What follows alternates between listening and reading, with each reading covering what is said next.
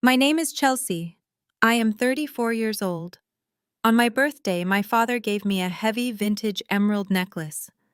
My husband smirked and called it some ugly old costume jewelry. Then one day, it suddenly disappeared. My dad called me immediately and said, "Stop looking for it. Take your daughter and leave through the back door right now. Your brother is waiting in the alley." Before I continue this story, let me know where you are watching from in the comments below. Hit like and subscribe if you have ever felt completely trapped in your own home. The evening of my 34th birthday was supposed to be a celebration. Instead, it felt like a carefully choreographed performance, where I was the only one not given a script. I had spent the entire weekend preparing our upscale suburban home for the dinner party. I work 50 to 60 hours a week as a supply chain consultant. My job is demanding.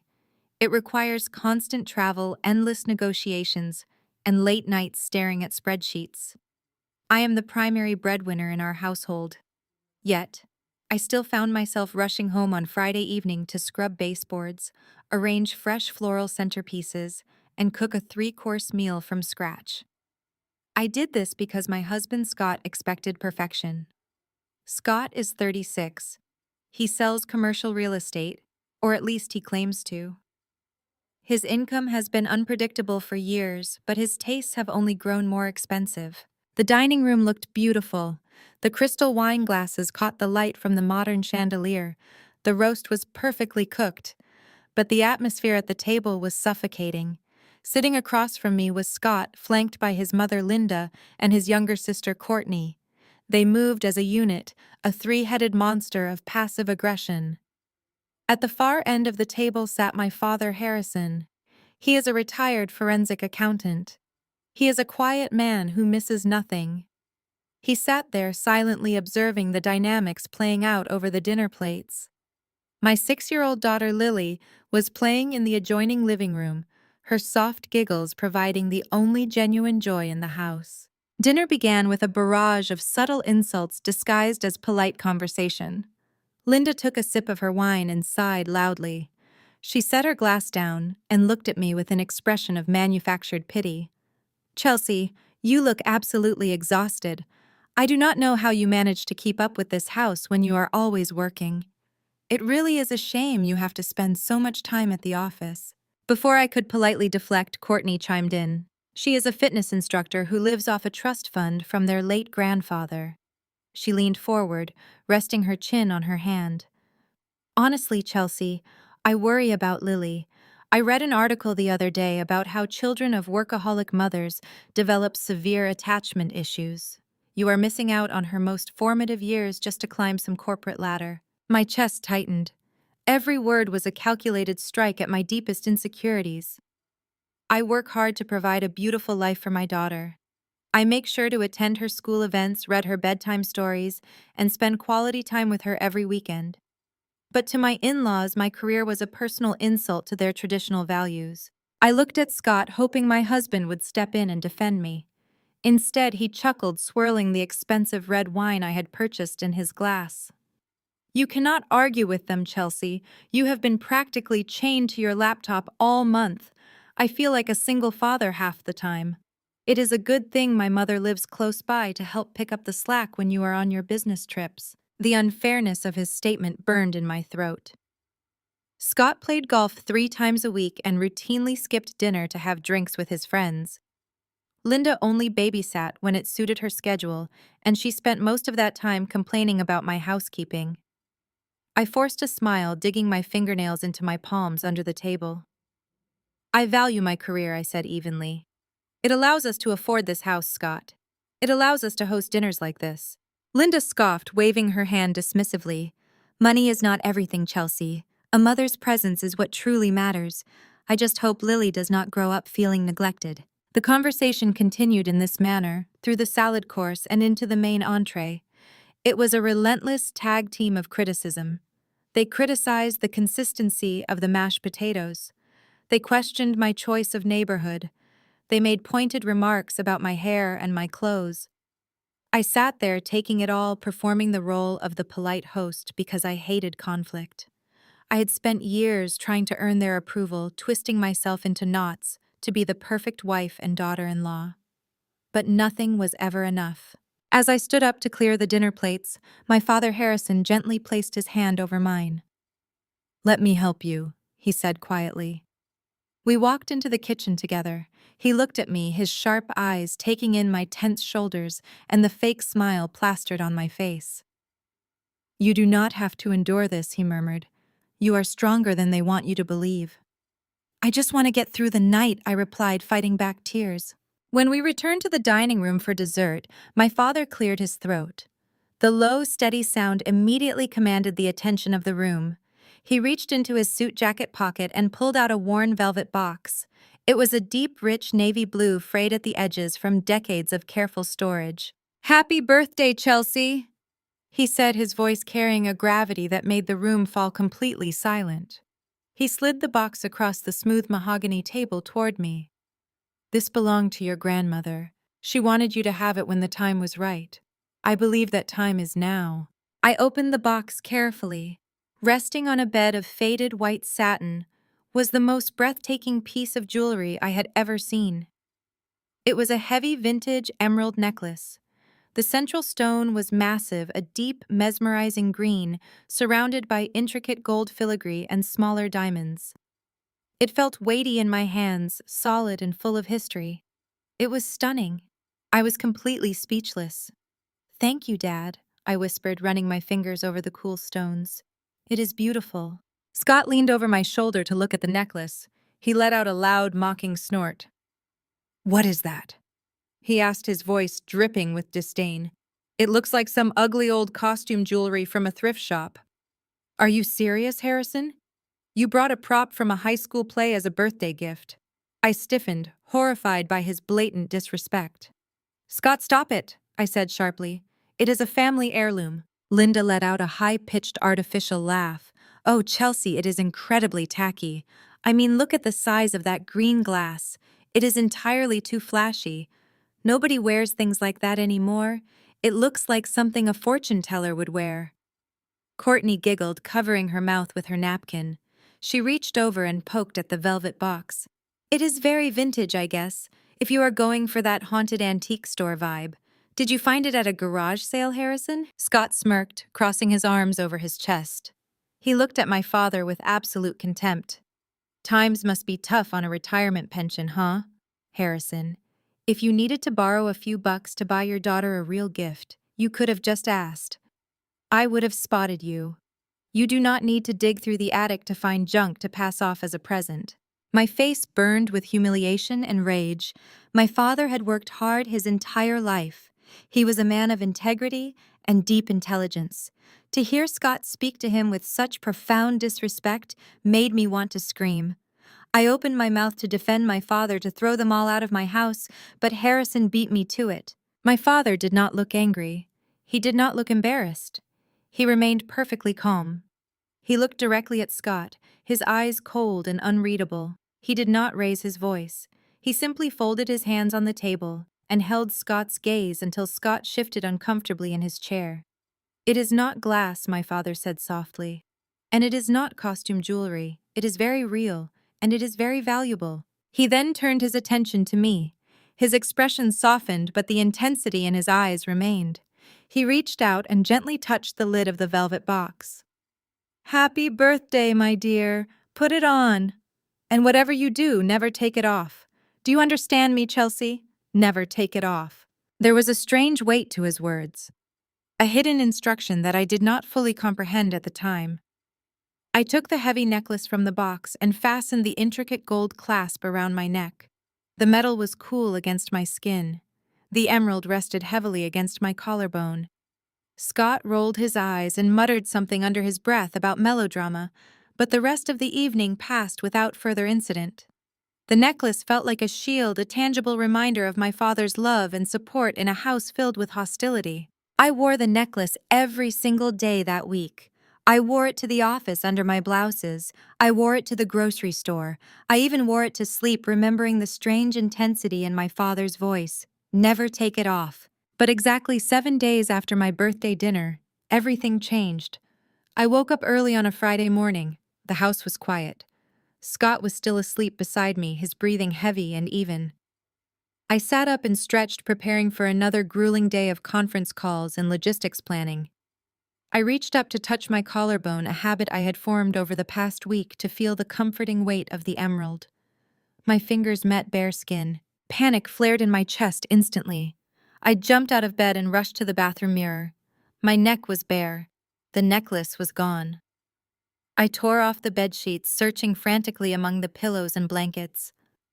I crawled on the floor, running my hands over the carpet, thinking the clasp must have broken during the night. I checked the shower, the kitchen counters, the living room sofa. I pulled open my jewelry box, tossing aside earrings and watches, hoping against hope that I had taken it off in a moment of exhaustion and simply forgotten. But the box was empty. The heavy vintage emerald necklace, my grandmother's legacy, the gift my father told me never to remove, had vanished completely. I stood in the center of my bedroom, my heart pounding a frantic rhythm against my ribs. A sickening feeling of dread washed over me, cold and absolute. Something was terribly wrong in this house. And then my phone began to ring. The phone illuminated my darkened nightstand. I stared at the glowing screen. It was not a call. It was a calendar alert reminding me of my early morning logistics meeting. I swiped the notification away with trembling fingers, my chest heaving as I struggled to pull oxygen into my lungs. The ringing in my ears was entirely my own panic. I turned away from the nightstand and faced the bed. Scott was lying on his stomach, his arm draped lazily over the side of the mattress. I grabbed his shoulder and shook him hard. "Scott, wake up!" I said, my voice tight and breathless. He groaned, pulling the heavy duvet over his head. "Chelsea, what is wrong with you? It is barely 6 in the morning." "The necklace is gone," I said, pulling the blankets down. Scott, look at me. The emerald necklace my father gave me. It is not around my neck and it is not in my jewelry box. Scott sighed heavily and rolled over, squinting at me through half-open eyes. "You woke me up for this. You probably took it off in your sleep. Check the bathroom counter." "I already checked," I replied, my voice rising in pitch. I tore the bathroom apart. I checked the nightstands. I checked the floor. I checked everywhere in this room. It has vanished. Scott sat up slowly, rubbing his face with both hands. He did not look alarmed. He looked profoundly annoyed. "Chelsea, listen to yourself. You are acting completely hysterical over a piece of cheap costume jewelry. You took it off and you misplaced it. End of story. Now let me go back to sleep." "It is not cheap costume jewelry," I snapped, pacing the length of our bedroom, "and I did not take it off. My father told me never to take it off. I went to sleep wearing it. I know I did. I felt it against my collarbone before I closed my eyes." Scott swung his legs out of bed and stood up, towering over me. He crossed his arms, his expression shifting from irritation to a deeply condescending brand of concern. "Chelsea, you have been working 80-hour weeks for the last 3 months. You are exhausted. You are constantly stressed. Your brain is absolutely fried right now. You are forgetting things. Last week you forgot to buy milk. Today you forgot where you put a necklace. It is not a conspiracy. You are just losing your grip." "I am not losing my grip." I insisted, moving to the walk-in closet and dropping to my knees to run my hands frantically over the plush carpet. I know my own mind. I did not take it off. Scott leaned against the doorframe, making zero effort to help me search. He just stood there watching me crawl on the floor like I was a spectacle. "Yes, you did," he said smoothly. "You were complaining about how heavy and tacky it was last night. You said it was scratching your neck." I stopped moving and stared up at him. "I never said that." "Yes, you did, Chelsea," Scott replied, his tone chillingly even. "We were brushing our teeth. You took it off, called it an ugly paperweight, and tossed it somewhere. You just do not remember because you are sleep-deprived. This is what happens when you prioritize your corporate job over your own health. Your memory is failing you." A wave of nausea washed over me. I stood up, my knees shaking. He sounded so certain. He sounded so rational. But I knew my own reality. I had never called my father's gift an ugly paperweight. Scott had called it that. but the way he looked at me with such calm, steady conviction planted a tiny, poisonous seed of doubt in my mind. I pushed past him and hurried downstairs. I started tearing through the kitchen, opening drawers and checking the countertops. I moved to the living room, lifting the sofa cushions and running my hands into the dark crevices. The house was immaculate, perfectly staged, but the necklace was nowhere to be found. Scott walked down the stairs a few minutes later, dressed in his workout clothes. He poured himself a cup of coffee and leaned against the granite kitchen island. "Maybe Lily took it," he suggested casually, taking a sip. I froze, dropping the throw pillow I was holding. "What are you talking about?" "She is 6 years old," Scott said, shrugging. "Kids love shiny things. Remember when she took my watch and hid it in her toy box? She probably wandered into our room this morning while you were dead to the world, saw that big green piece of glass on the nightstand and took it to play dress-up." I shook my head vigorously. Lily would not do that. I told her it was very special to Grandpa Harrison. She knows not to touch my jewelry. Scott let out a harsh laugh. "She is a child, Chelsea. You are never around enough to actually know what she does. I will go ask her." Before I could stop him, Scott walked to the bottom of the stairs and called Lily down. A few moments later, my sweet daughter appeared in her pajamas, rubbing her eyes and clutching her favorite stuffed bear. "Lily," Scott said, crouching down to her level, "did you go into Mommy and Daddy's room this morning and take the ugly green necklace?" Lily looked at him, confused and slightly frightened by his tone. "No, Daddy, I just woke up." Scott sighed, pinching the bridge of his nose like he was dealing with a difficult subordinate. "Do not lie to me, Lily. Mommy is very upset because she lost her toy. If you took it, you need to tell us right now so Mommy stops acting crazy." Tears welled up in Lily's eyes. "I did not take it. I promise." "Scott, stop it!" I demanded, rushing forward to scoop Lily into my arms. I held her tight against my chest. She said she did not take it. "Do not interrogate her. I am just trying to solve the problem you created." Scott snapped, standing up and towering over us. "But fine. Believe the kid who constantly breaks things over logic. You lost it, Chelsea. You lost it because you are irresponsible and scattered. And now you are traumatizing our daughter because you refuse to admit you made a mistake." The front door suddenly unlocked and swung open. I jumped, startled by the intrusion. Linda walked into the foyer carrying a tray of expensive pastries. She stopped in her tracks, taking in the scene. I was standing in the middle of a torn-apart living room clutching a crying Lily, while Scott stood nearby looking exasperated. "What on earth is going on here?" Linda asked, setting the tray down on the entryway table. I could hear shouting from the driveway. Scott threw his hands up in the air. "Chelsea lost that ridiculous costume jewelry her father brought over for her birthday. Now she is tearing the house apart and terrifying Lily. She refuses to admit she just misplaced it." Linda let out a long, dramatic sigh. She walked over to us, her heels clicking sharply against the hardwood floor. She looked at the overturned sofa cushions and the open drawers in the kitchen. "Chelsea, really?" Linda said, her voice dripping with extreme disappointment. "This is completely unacceptable behavior. Look at this house. Look at your poor child. You are completely unhinged. I did not lose it." I said, my voice trembling as I tightened my grip on Lily. "I went to sleep wearing it. It was taken from me." Linda exchanged a knowing look with Scott. It was the exact same look they shared when discussing my demanding work schedule. The look that said I was broken, inadequate, and failing as a woman. "Taken from you?" Linda asked, her tone mocking. "By who, Chelsea? A phantom burglar who bypassed the alarm system just to steal a piece of green glass. Listen to how ridiculous you sound. You are becoming paranoid." Scott stepped forward, placing a hand on his mother's shoulder. "I tried to tell her, Mom. She is working too much. Her memory is shot. She actually thinks she went to sleep wearing it, but I distinctly remember her taking it off and throwing it on the dresser. She is completely losing her grip on reality." I felt the room begin to spin. I looked from Scott to Linda. They were so united, so aggressively certain of my failure. The gaslighting was so thick, it felt like physical pressure against my chest. I looked at my own hands. I looked at the bare expanse of my neck. Was I going crazy? Had the stress of my job finally pushed me over the edge, I squeezed my eyes shut, trying to force the memory to the front of my mind. I remembered the heavy weight of the emerald. I remembered fastening the gold clasp. I knew it was real. I knew my mind was sound.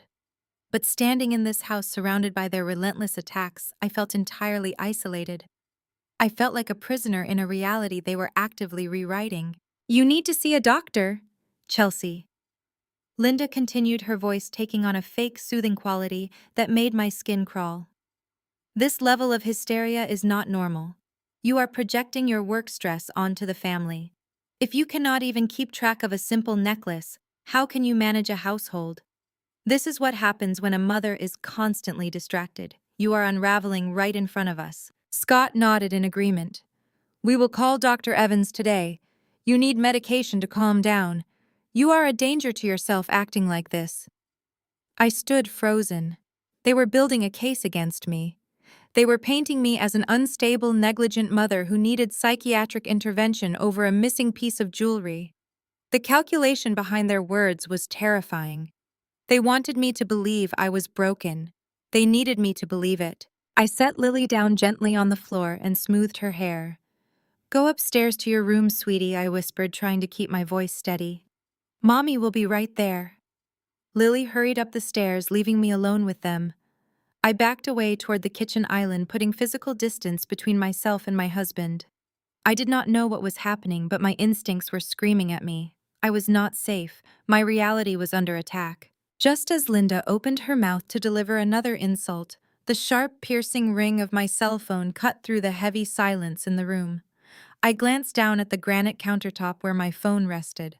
The caller ID flashed brightly. It was my father, Harrison. I reached out and answered the call, bringing the phone to my ear.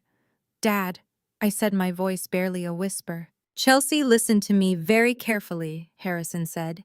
He did not say hello. He did not ask how I was. His tone was sharp, commanding, and deadly serious. "Stop looking for the necklace." I froze. The breath caught in my throat. "How do you know?" I asked, my eyes darting toward Scott, who was watching me with sudden, intense suspicion. Harrison did not answer my question. He simply delivered an instruction that made the blood run cold in my veins. "Do not react. Do not alert them. Grab Lily's coat. Take your daughter and leave through the back door right now. Do not pack anything. Your brother is waiting in the alley. Get out of that house immediately." My heart hammered against my ribs like a trapped bird beating its wings against a cage. The sheer terror in my father's voice paralyzed me for a fraction of a second. He was a retired forensic accountant, a man who had built his entire career on logic, evidence, and cold, hard facts. He never panicked. He never exaggerated. If he was telling me to flee my own home through the back alley, the danger was immediate, and it was real. I forced myself to take a slow, deep breath, trying to steady the violent shaking in my hands. I knew Scott and Linda were still standing in the living room, listening to every sound I made, waiting for me to crack. I had to play the part of the hysterical, forgetful wife they had just spent the last 20 minutes aggressively constructing. I lowered the phone from my ear. I let out a shaky, dramatic sigh, rubbing my temples as if fighting off a sudden, blinding migraine. "I am just going to get Lily dressed," I called out toward the living room, pitching my voice to sound defeated and utterly exhausted. "I will look for it again later." Scott let out a loud, mocking scoff that echoed harshly through the foyer. "See, Mom?" he said, his voice dripping with triumphant satisfaction. "I told you she just needs to calm down and accept she messed up. She is finally listening to reason." I did not wait to hear Linda's toxic reply. I turned my back to the hallway and walked briskly up the stairs. Every step felt like a mile. My legs trembled so badly, I had to grip the wooden banister for support, but my father's warning echoed relentlessly in my mind. "Do not pack anything. Get out of that house immediately." I reached the top of the stairs and hurried down the carpeted hallway into Lily's bedroom. Lily was sitting on the edge of her unmade bed, her small hands clutching her favorite worn teddy bear. Her eyes were still red and puffy from crying downstairs during Scott's cruel interrogation. She looked up at me, her lower lip trembling slightly, as I closed the bedroom door behind me. "Mommy, I really did not take the green necklace," she whispered, her voice fragile and scared. I would never take your special things. I dropped to my knees in front of her and pulled her into a fierce protective embrace. I know you did not, sweetie, I whispered back, pressing a kiss to her forehead and smoothing her messy morning hair. Mommy knows you are telling the truth. You are a very good girl. Do not listen to what Daddy said. I pulled back and forced the brightest, most reassuring smile I could possibly muster. We are going to play a game right now. We are going to go on a secret adventure with Uncle Cameron, but we have to be super quiet like ninjas. Can you do that for me? Lily's eyes widened with sudden excitement. Her tears immediately stopped, replaced by the innocent resilience of a 6-year-old. Like ninjas? She asked, her voice dropping to a harsh conspiratorial whisper. Exactly like ninjas, I confirmed. I grabbed her heavy pink winter coat from the closet hook and helped her slide her arms into the sleeves. I zipped it up to her chin. I did not bother with her snow boots slipping on her everyday sneakers instead, not even pausing to tie the laces perfectly. I did not grab my purse. I did not grab my laptop, my wallet, or the keys to my car. I only had the pajamas I was wearing, a loose sweater I had thrown on, and my cell phone gripped tightly in my right hand. We moved silently to the bedroom door. I peeked out into the hallway. It was completely empty. The sound of Scott and Linda talking in the kitchen drifted up the stairs. They were making coffee, the scent of expensive dark roast wafting upward. They were completely unaware that the narrative they had so carefully spun was about to violently shatter. We crept down the back staircase, the narrow, uncarpeted steps that led directly toward the mudroom and the rear exit of our house. We reached the bottom of the stairs without making a sound. The mudroom was just 10 feet away. The back door was heavy, solid wood and frosted glass, leading out to the small brick patio and the private alley behind our property. I kept my hand firmly wrapped around Lily's tiny fingers. We were almost there. Freedom was just steps away. Then the kitchen door swung open. Scott stepped into the hallway, a steaming ceramic coffee mug in his hand. He stopped dead in his tracks. His eyes darted from my pale face down to Lily, fully dressed in her winter coat, and then to the back door. The smug, condescending expression he had worn all morning instantly vanished. It was replaced by a dark, volatile aggression I had never seen in all our years of marriage. His jaw clenched tightly and a vein pulsed visibly in his neck. "Where do you think you are going?" Scott demanded. His voice was low, dangerous, and completely stripped of the fake concern he had used in front of his mother. I tightened my grip on Lily, pulling her slightly behind my legs. "We are just going for a walk," I said, trying desperately to keep my voice steady. "I need some fresh air. My head hurts." "You are going for a walk in the back alley, in your pajamas." Scott took a threatening step forward, blocking the narrow hallway that led to the mudroom. "You are lying. Where are you taking my daughter?" Linda appeared behind him in the kitchen doorway holding a pristine white linen napkin. "Scott, what is she doing now?" Linda asked, her eyes narrowing as she took in our coats and my defensive posture. "Chelsea, you are being absolutely ridiculous.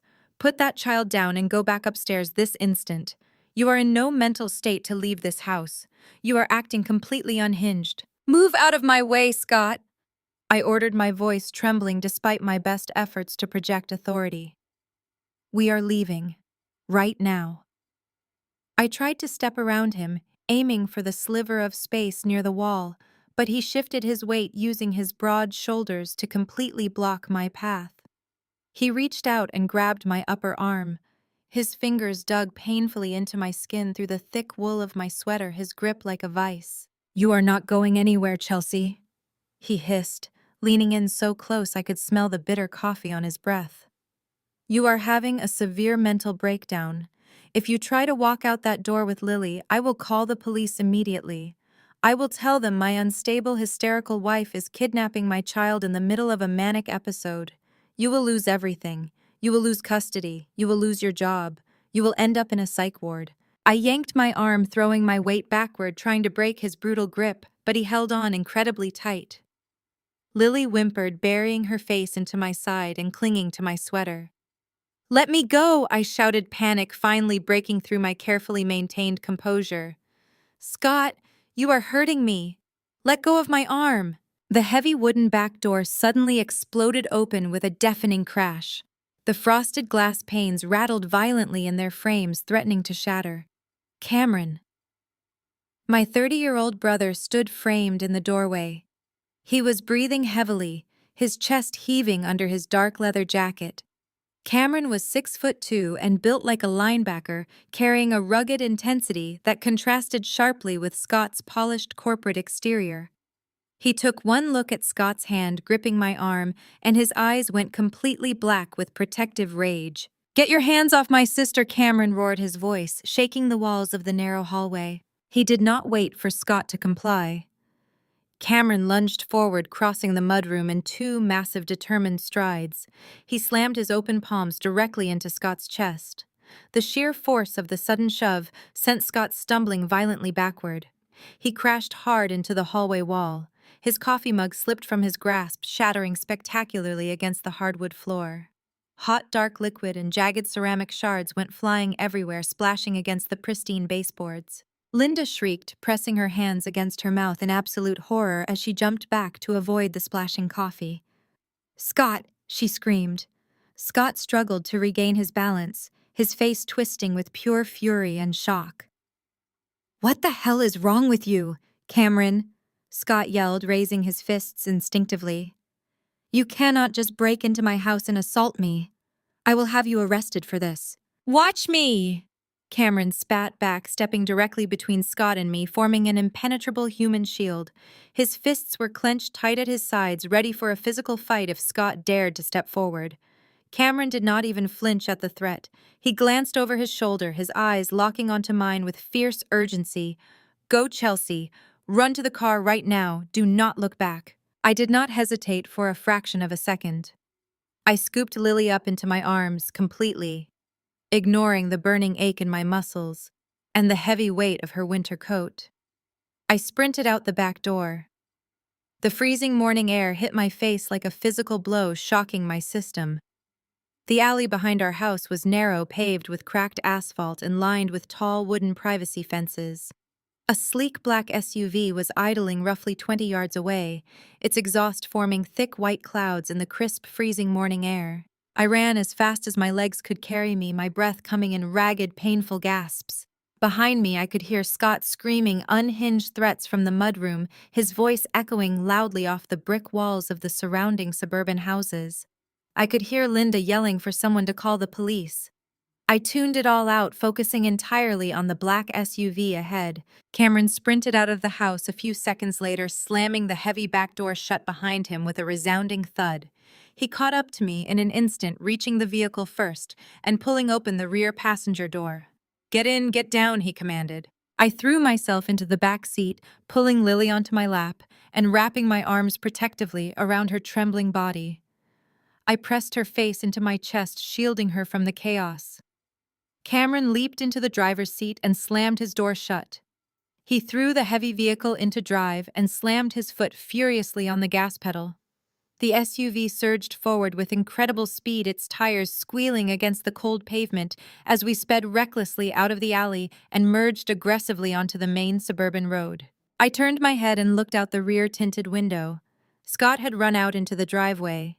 He was standing in the freezing cold in just his workout clothes, his face purple with rage, shaking his fists violently at our departing vehicle. He looked like a madman.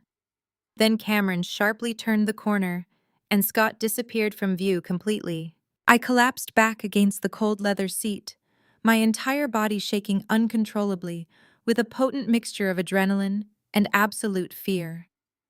I held Lily tight, rocking her gently back and forth to soothe her. "You are safe, baby," I whispered to her, softly kissing the top of her head. "You are safe now. Mommy has you." Cameron navigated the morning traffic with intense, silent focus.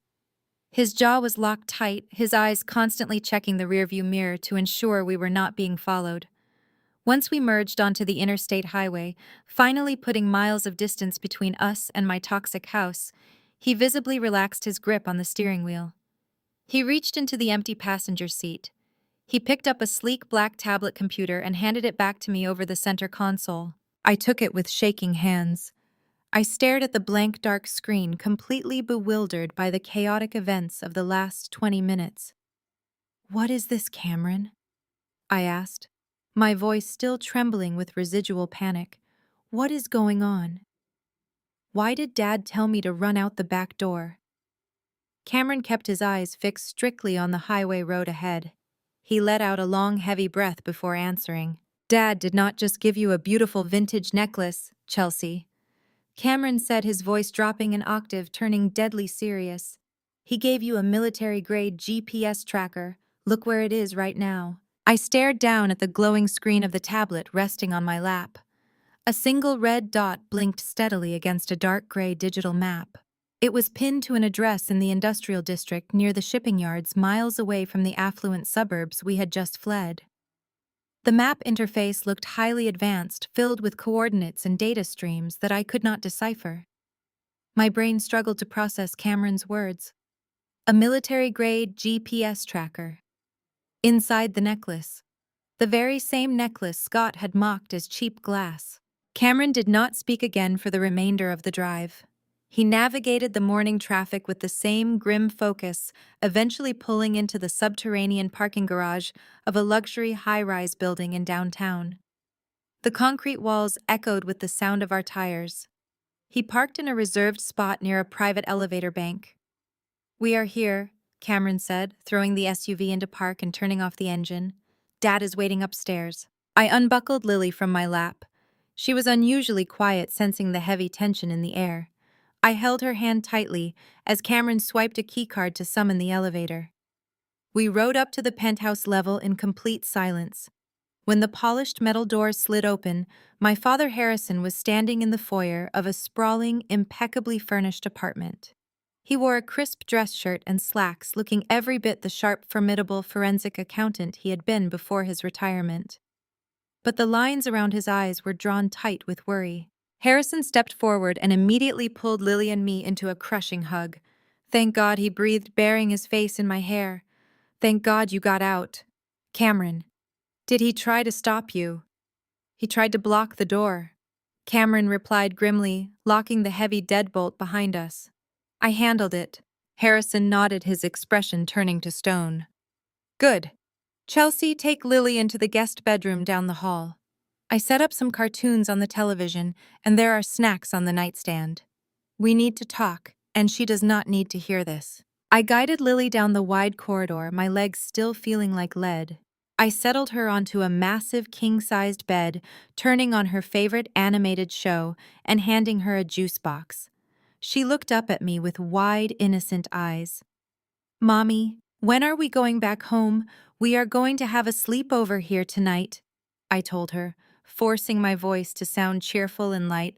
"Grandpa has a really cool apartment, does he not?" She nodded slowly, her attention turning back to the television screen. I kissed her cheek quietly, closed the bedroom door, and walked back out to the main living area. Harrison and Cameron were standing by a large glass dining table.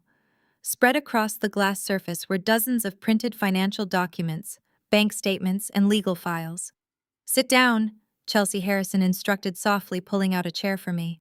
I sat scanning the chaotic paperwork. "Dad, what is going on?" I demanded. "Why did you put a tracker in my gift? Why did Cameron have to shove my husband so I could escape?" Harrison took the tablet from Cameron and placed it on the table in front of me. The red dot was still blinking stationary at the shipyard address. "I am a forensic accountant," Chelsea Harrison began, his tone measured and precise. "I spent 40 years tracking hidden assets, uncovering corporate fraud, and finding money that people desperately wanted to keep buried. 6 months ago, I noticed some irregularities in the way Scott was talking about his commercial real estate deals. He was bragging about closings that did not match public property records, so I started digging." I stared at my father, a cold dread pooling in my stomach. "Digging into what?" "Into your husband," Cameron interjected bitterly, leaning against the glass table. "Dad ran a full audit on him." Harrison held up a hand to pause Cameron. "I looked into Scott's finances, Chelsea. I tapped into my old network. What I found was a completely fabricated life. Scott has not closed a legitimate real estate deal in over 2 years. His income is practically non-existent." "That is impossible," I argued, shaking my head. He pays half the mortgage. He bought that new luxury car last month. He pays for his country club memberships. He uses illicit credit lines and borrowed money, Harrison corrected. Chelsea Scott has a crippling underground gambling addiction. He has been placing massive bets on offshore sportsbooks and illegal private tables for years. He is living a double life. The room seemed to tilt sideways. I gripped the edges of the glass table to steady myself. A gambling addiction, Scott. He does not even watch sports. It is not just sports, Harrison said, his voice dropping to a grim whisper. It is high-stakes poker. It is illicit offshore casinos. And he is incredibly bad at it. He owes money, Chelsea. A terrifying amount of money. How much, I asked, almost afraid to hear the answer. Harrison slid a thick stack of printed ledgers toward me. As of Tuesday, Scott is $4 million in debt. I stopped breathing. $4 million. The number was so high it sounded like a corporate deficit, not a personal debt. My mind raced frantically, trying to reconcile the man I had slept next to for years with the reality sitting on the table in front of me. But who does he owe? I stammered, looking from the paperwork to my father. Banks do not lend $4 million to gamble. He does not owe a bank, Cameron said, his voice laced with absolute disgust. He owes a violent criminal syndicate, Loan Sharks Chelsea, the kind of people who do not send collection letters. They send enforcers. They break legs. They burn down houses.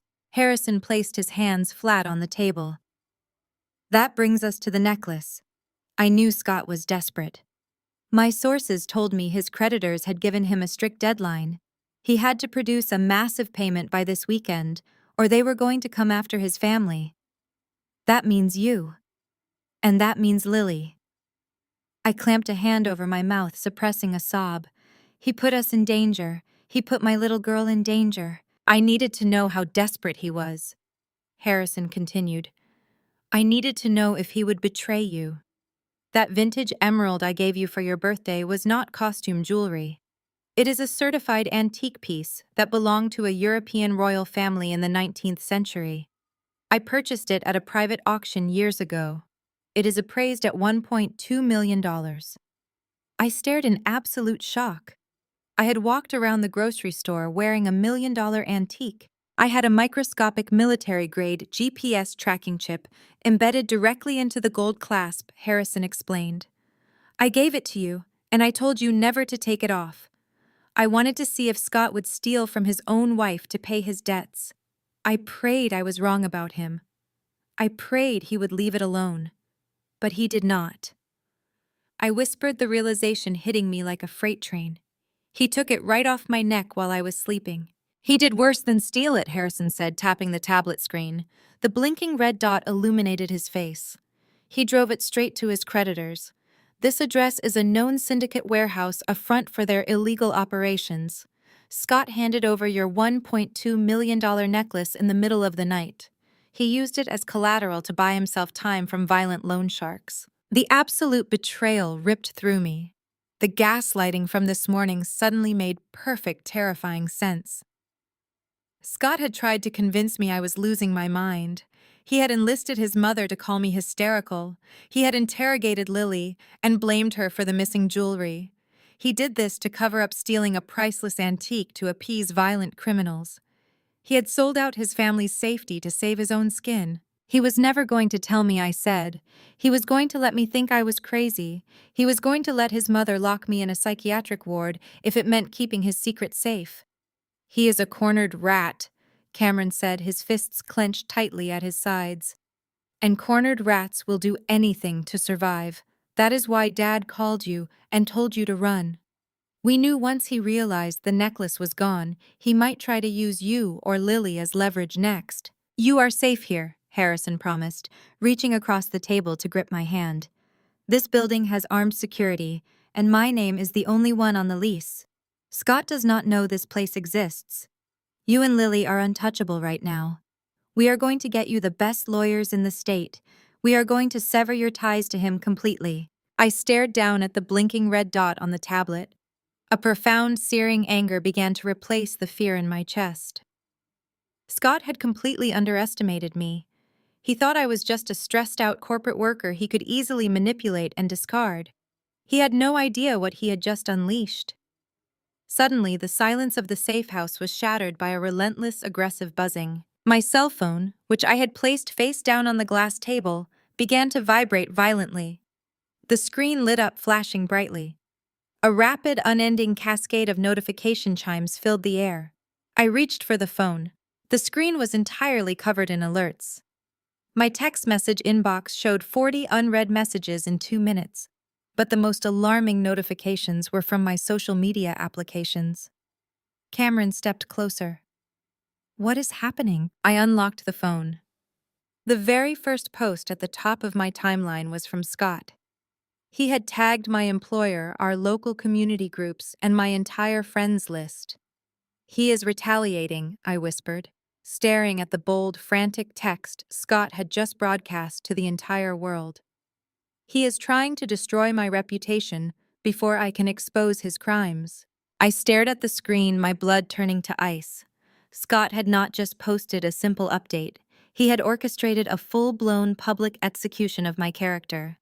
The post was lengthy, meticulously crafted to sound like the agonizing plea of a desperate, heartbroken husband. Please, if anyone sees Chelsea, contact the authorities immediately, the post began. She is suffering from a severe manic breakdown due to extreme corporate burnout. She has been erratic, hallucinating, and completely disconnected from reality for weeks. This morning, in a state of sheer delusion, she abducted our 6-year-old daughter, Lily. She fled our home in her pajamas without packing any belongings, babbling about conspiracies and trackers. I am terrified for my daughter's safety. Chelsea needs urgent psychiatric help before she hurts herself or Lily. He had attached a photo of Lily and me from last Christmas, specifically choosing one where I looked exhausted and pale from a recent bout of the flu. The comments section was already a chaotic frenzy. Dozens of people were tagging the local police department, sharing the post, and leaving messages of shock and prayer.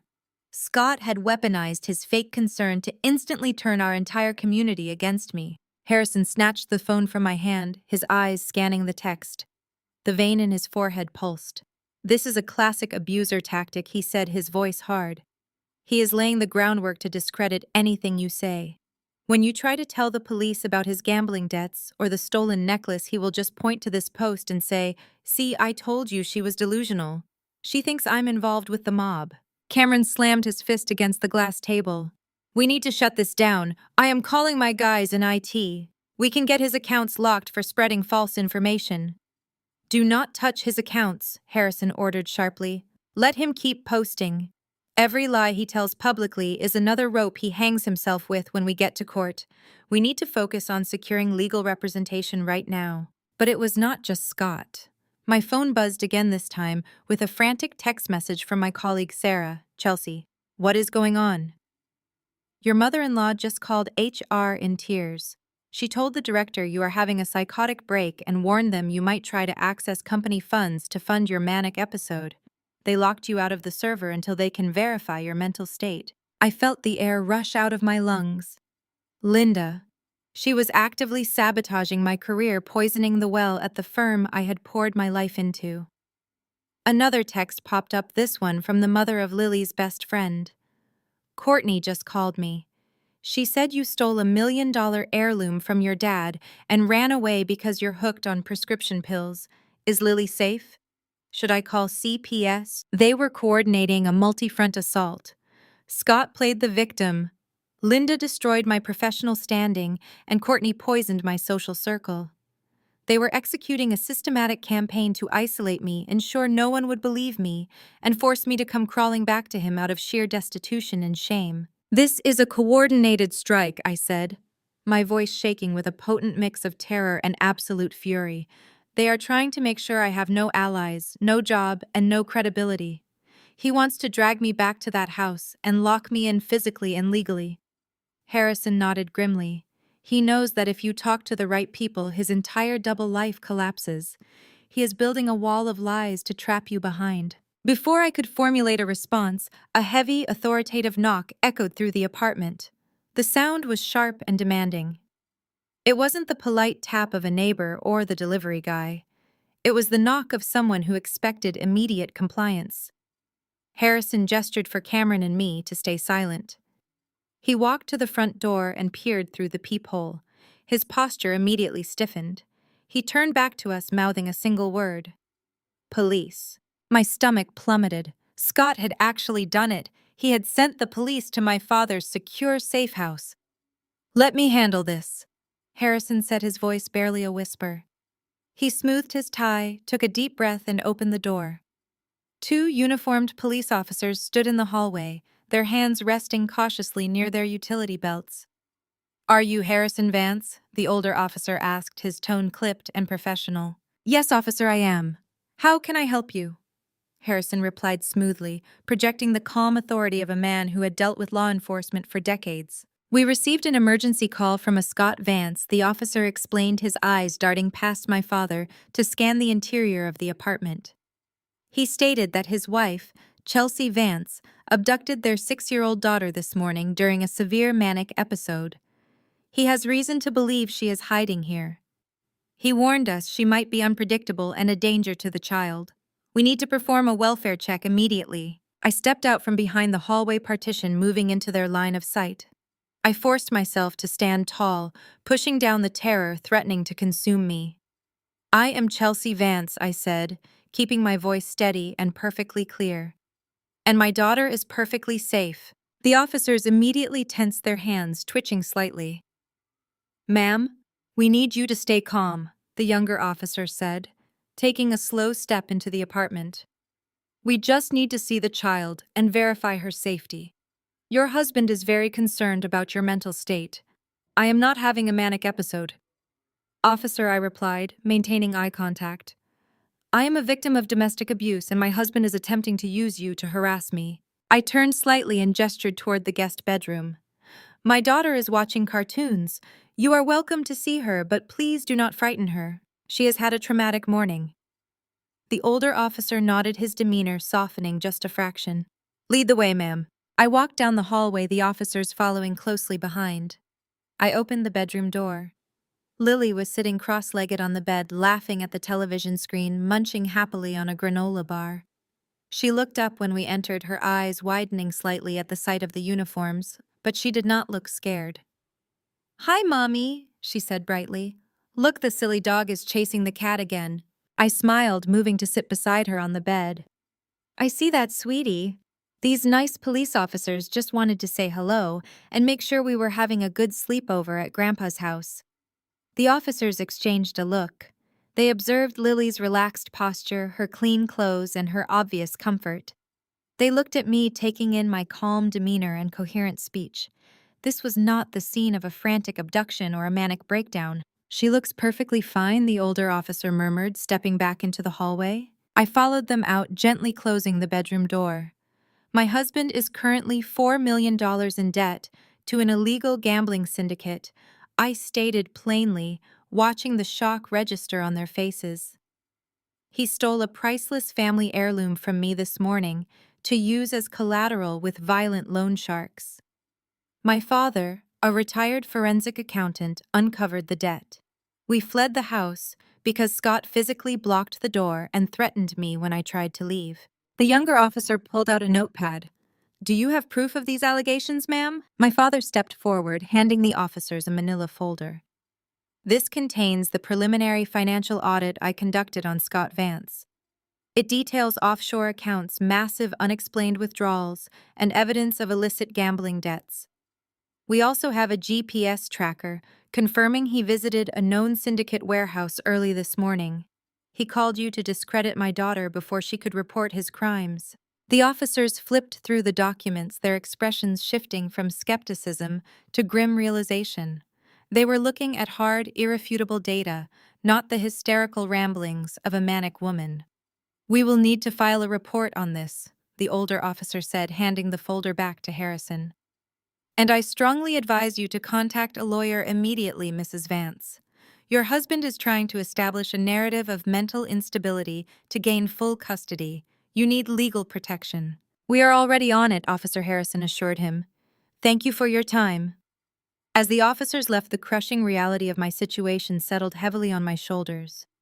Scott was not just trying to ruin my reputation, he was actively trying to take my child away using the legal system as a weapon. I needed a lawyer. I needed the best, most vicious divorce and fraud attorney money could buy, and I needed them right now. I walked back to the glass table and picked up my phone. I ignored the barrage of social media alerts and opened my banking application. I needed to transfer the retainer fee immediately. The app loaded, requiring my fingerprint for authentication. I pressed my thumb against the sensor. The screen refreshed, displaying the summary of our joint accounts. I stared at the screen, my heart stopping cold in my chest. The balance in our primary checking account, which held my entire salary from the past month, was zero. The balance in our high-yield savings account, which contained over $80,000 I had meticulously saved for Lily's college fund, was zero. I tapped the screen frantically, reloading the page, praying it was a glitch. It wasn't. Scott had completely drained every single account attached to my name. I was entirely penniless. The interface of the banking application glared back at me with cruel indifference. I pressed my thumb against the biometric sensor again, forcing the page to reload desperately, hoping it was a system error, a glitch in the server, anything but the reality staring me in the face. The screen refreshed. The numbers remained unchanged, $0.00. I clicked on the transaction history tab, my finger shaking so violently I almost dropped the device. A cascading list of wire transfers populated the screen. They had all been executed within the last 48 hours. Every single transaction bore the same authorization code, authorized by Scott Vance. The funds, my entire monthly salary, and the $80,000 I had meticulously saved for Lily's college tuition had been funneled into obscure routing numbers I did not recognize. I clicked over to the credit card portal. Every joint card we shared was maxed out to the absolute limit. Massive cash advances had been withdrawn at maximum capacity. "Dad," I whispered, my voice cracking, unable to form a complete sentence. I slid the phone across the smooth glass dining table. Harrison picked up the device. He adjusted his reading glasses and scrutinized the screen. The color drained from his normally stoic face. He did not say a word. Instead, he pulled his own laptop from his leather briefcase and opened it. His fingers flew across the keyboard with the practiced speed of a veteran forensic accountant. He bypassed standard search engines and logged directly into the county's public property records database. He typed in our home address. Harrison let out a heavy, defeated breath. "Chelsea," he said, keeping his eyes glued to his computer screen. "I need you to brace yourself." He drained the liquid cash to satisfy his immediate creditors, but it was not enough to cover a $4 million debt. "What did he do?" I asked, the edges of my vision beginning to blur. "He took out a massive second mortgage on your home," Harrison explained, turning the laptop screen toward me so I could see the digital deed. "This lien was filed 3 days ago. It is a predatory high-interest loan for $600,000 against the equity of your property." I stared at the digital signatures at the bottom of the document. Scott's signature was scrawled hastily in blue ink. Right beside it, bearing my name, was a signature I had never penned. "That is not my signature," I gasped, leaning closer to the screen. "I never signed that paperwork. I was not even in the same room as a notary. He forged my name. He committed bank fraud," Cameron growled, slamming his fist against the kitchen counter.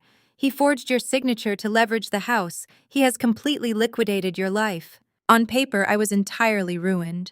The gravity of Scott's financial betrayal crushed the air from my lungs. I was 34 years old, a successful professional who had worked relentlessly for over a decade, and in the span of 72 hours, my husband had systematically stripped away every cent I owned.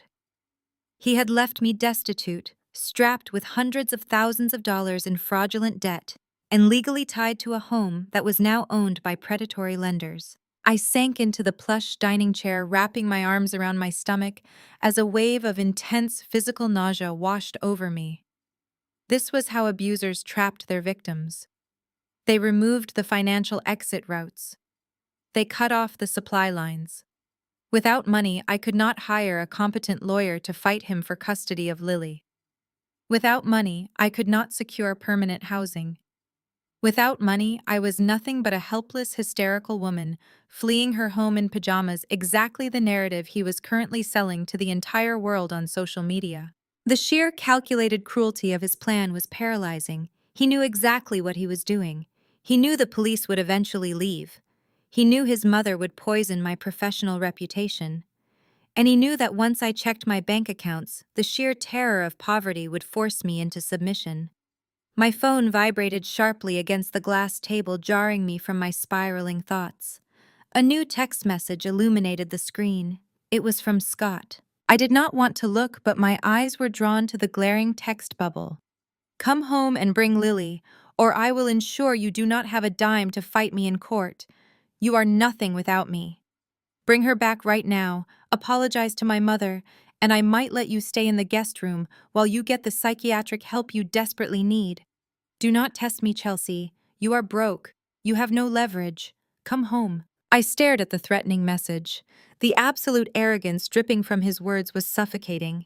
He believed he had executed a perfect checkmate. He thought he had boxed me into a corner where my only option for survival was crawling back to the house, handing over my daughter, and allowing him to commit me to a psychiatric facility to cover up his crimes. He wanted to break me down until I was a compliant, silent accessory to his double life. I dropped my head into my hands and finally allowed the tears to fall. I wept for the life I thought I had built. I wept for the college fund I had sacrificed so much to grow for my little girl. I wept for the absolute fool I had been to trust a man who viewed me as nothing more than a convenient resource to be exploited and discarded. My shoulders shook with violent, silent sobs.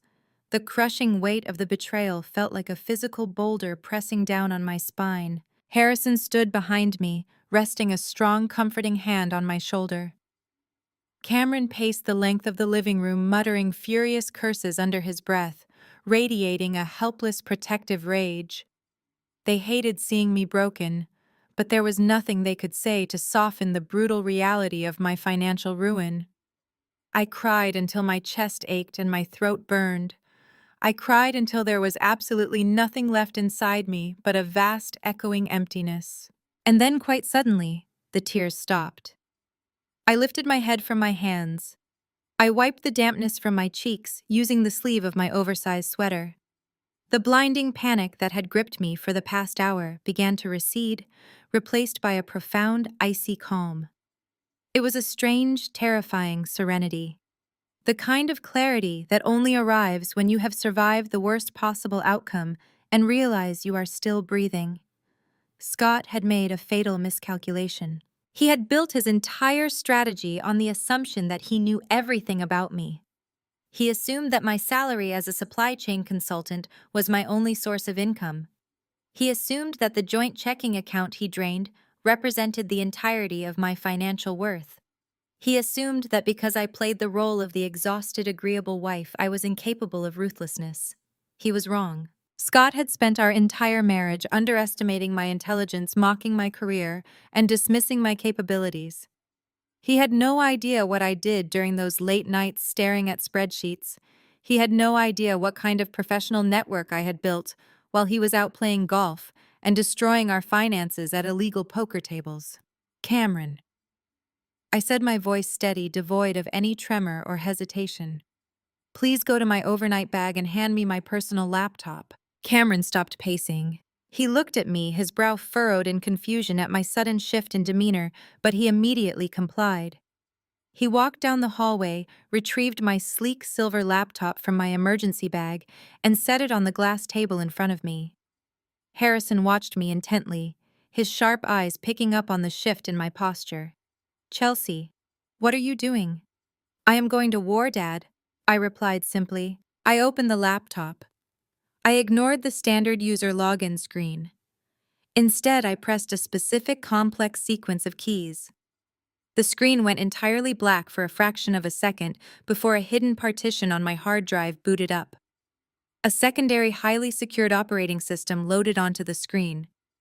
It was an interface Scott had never seen, secured by multiple layers of biometric and password protection. I typed in a lengthy alphanumeric passcode and gained access to a secure encrypted email client.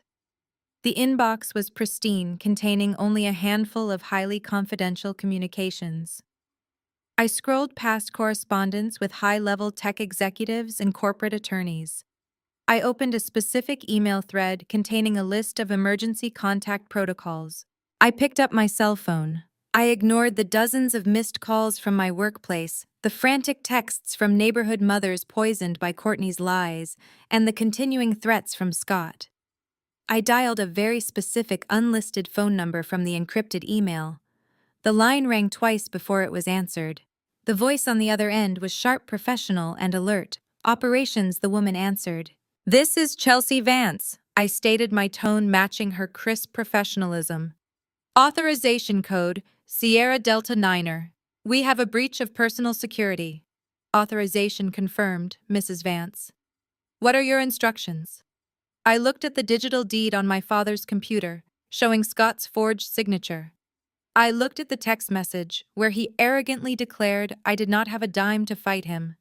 A cold, dangerous smile spread across my face. "It is time to activate the LLC," I said, "and get me my attorney on the line. We are going on the offensive." The secure email client loaded, displaying the encrypted communications I had kept hidden for over 3 years. I scrolled past the initial development logs, the patent filings, and the intense negotiation threads. I clicked on the final confirmation email from the legal department of a major tech conglomerate. Attached was the executed acquisition agreement. I turned the laptop screen toward my brother and father. Cameron leaned over my shoulder, his eyes scanning the dense legal text. Harrison adjusted his glasses, reading the bolded acquisition figure at the top of the executive summary. $15 million. Cameron whispered, his voice catching in his throat. He looked at me, completely stunned. "Chelsea, what is this?" "This is why I was always working late," I explained, feeling a strange, intoxicating surge of power replacing the panic. "This is what I was doing while Scott was out losing our savings." Over the past 3 years, I developed a proprietary supply chain optimization software. It streamlines international shipping logistics in a way that saves massive corporations millions in overhead. 3 weeks ago, a major tech firm acquired the software outright. Harrison leaned back in his chair, a slow, incredibly proud smile spreading across his face. He looked from the screen to me. "You actually did it. You finalized the sale." I nodded, feeling the weight of the secret finally lifting. "I did, Dad. And because of the legal structure we set up 2 years ago, the money is completely untouchable." Cameron looked confused. "What legal structure? How does Scott not know about $15 million? Because I knew exactly what kind of man I married long before this crisis," I said, the bitterness creeping back into my voice. "Scott has always been financially reckless. He constantly burned through our joint accounts, lied about his commissions, and refused to let me see his personal tax returns. I knew if I ever struck it big, he would find a way to drain it." Harrison tapped the glass table. "That is why Chelsea came to me 2 years ago when she started building the software. I used my old forensic accounting contacts to set up a highly specialized blind trust. The trust owns the LLC that developed the software. Chelsea is the sole beneficiary of the trust, but her name is buried under layers of legal corporate structuring. As far as the state is concerned, Chelsea Vance is just a standard employee of the LLC. Scott has absolutely no legal claim to it." I confirmed, the reality of my absolute financial security finally sinking in. The acquisition funds were wired directly into the blind trust accounts on Tuesday. He drained our joint accounts for $80,000 because he genuinely believes that is everything I have. He has no idea I am sitting on $15 million. Cameron let out a loud, incredulous laugh, running a hand through his hair. "He thinks he has you starved out. He actually thinks you are penniless. He thinks I'm going to come crawling back to him," I said, my voice hardening. "He expects me to bring Lily home and submit to his abuse because I have no other choice." I picked up my phone and opened the contacts application. The time for hiding was over. The time for defensive maneuvers was finished. I was fully equipped to go on the offensive. "I need the best fraud litigation attorney in this city," I told my father. Someone who does not play nice. Someone who specializes in dismantling corporate criminals and abusive husbands. Harrison nodded, his expression turning sharp and ruthless. You want Evelyn Vance. No relation to Scott, thankfully. She is a shark. She handles high-profile, high-net-worth divorces that involve complex financial crimes. If you give her this evidence, she will completely destroy him. I dialed the number Harrison provided. The line connected immediately. I scheduled an emergency consultation with Evelyn Vance for that exact afternoon. I was not going to wait. I was not going to give Scott another second to control the narrative. By 3 o'clock that afternoon, I was sitting in a sleek glass-walled conference room in a high-rise law firm. Evelyn Vance sat across from me. She was a formidable woman in her late 50s with piercing gray eyes and a demeanor that commanded absolute respect. I laid out the entire situation.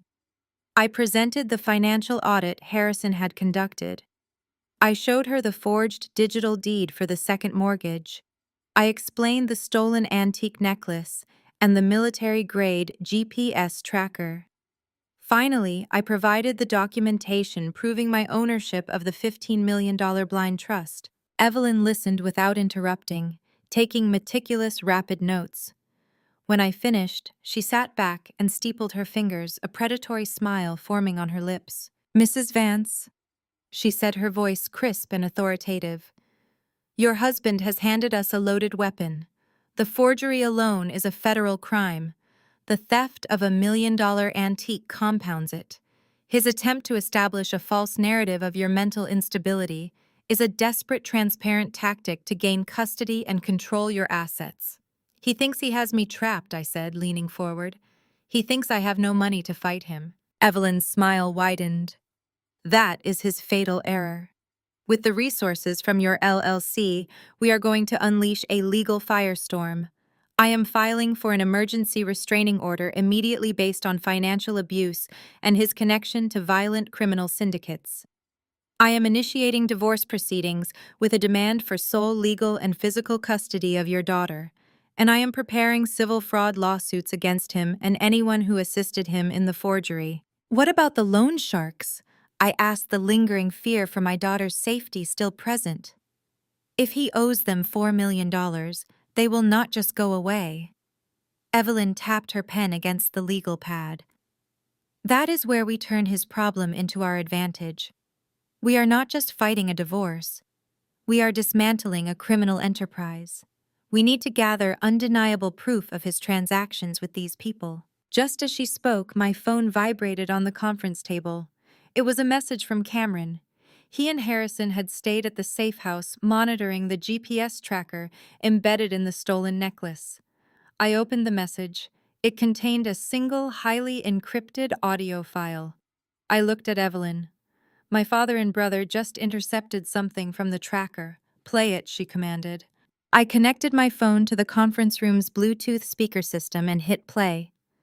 The audio was slightly muffled, capturing the ambient noise of a large, echoing space. It was clearly the interior of the syndicate warehouse where Scott had taken the necklace. Then Scott's voice came through the speaker, frantic and desperate. Listen to me, I brought what you asked for. Scott pleaded on the recording.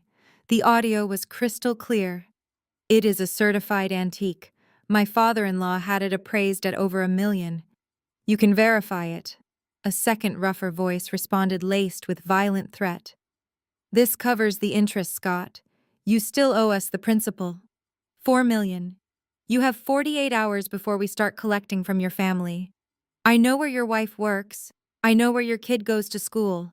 I felt a cold sweat break out across my skin. Hearing the direct threat against Lily made my stomach churn violently. I will get the rest, Scott begged on the recording, his voice cracking with panic. I am telling you, I have it handled. My mother helped me forge the signature on a second mortgage against the house yesterday. The bank approved it. The funds are clearing by Friday. $600,000 in cash. Just give me until Friday. Evelyn slammed her hand down flat against the conference table. The sharp crack echoed loudly in the room. I jumped, startled by the sudden noise. Evelyn's eyes were blazing with pure, aggressive triumph. She pointed directly at the speaker. Did you hear that? I nodded slowly, my mind racing to process the implications of what Scott had just admitted. He confessed to the forgery. He confessed to the forgery on tape, Evelyn confirmed, her voice ringing with absolute certainty. But more importantly, he confessed that his mother helped him do it. Linda. I breathed, the realization hitting me like a physical blow. Linda was not just covering for him, she was an active accomplice.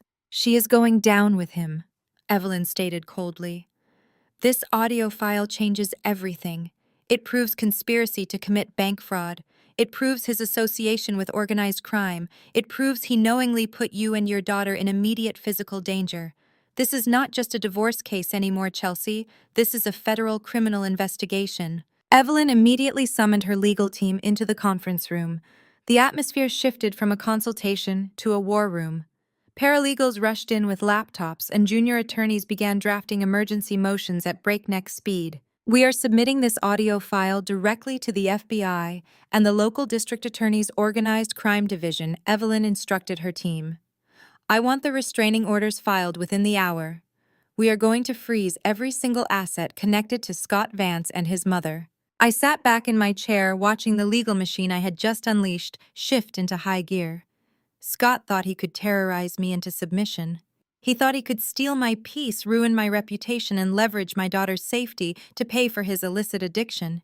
He thought he was the smartest person in the room. My phone vibrated again. Another alert from the social media monitoring software Cameron had set up. I checked the notification. It was a press release from Scott's commercial real estate firm. They were announcing their annual corporate charity gala scheduled for the upcoming weekend.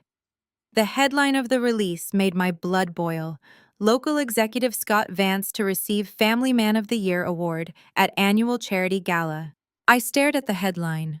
The sheer, unadulterated audacity of it was staggering.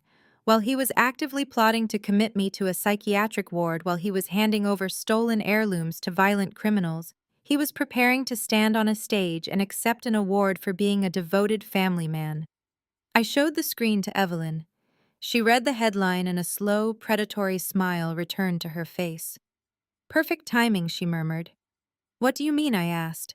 Evelyn leaned across the table, her eyes locking onto mine. We have the audio. We have the financial records. We have the proof of his entire fraudulent life. We could serve him the papers quietly at his office tomorrow morning. She paused, letting the silence hang in the air. Or Evelyn continued, her voice dropping to a dangerous whisper. We could serve him exactly the way he tried to destroy you. Publicly. Devastatingly. In front of everyone he has ever lied to. I thought about the terror I had felt this morning running through the freezing alley with my daughter in my arms. I thought about the text message threatening to leave me penniless. I thought about Linda calling my workplace, attempting to ruin the career I had sacrificed so much to build. I want the gala, I said, my voice cold and absolute. I want to take him down in front of his entire world. Evelyn wasted no time. She instructed her lead tech specialist to isolate and enhance the audio file we had just intercepted.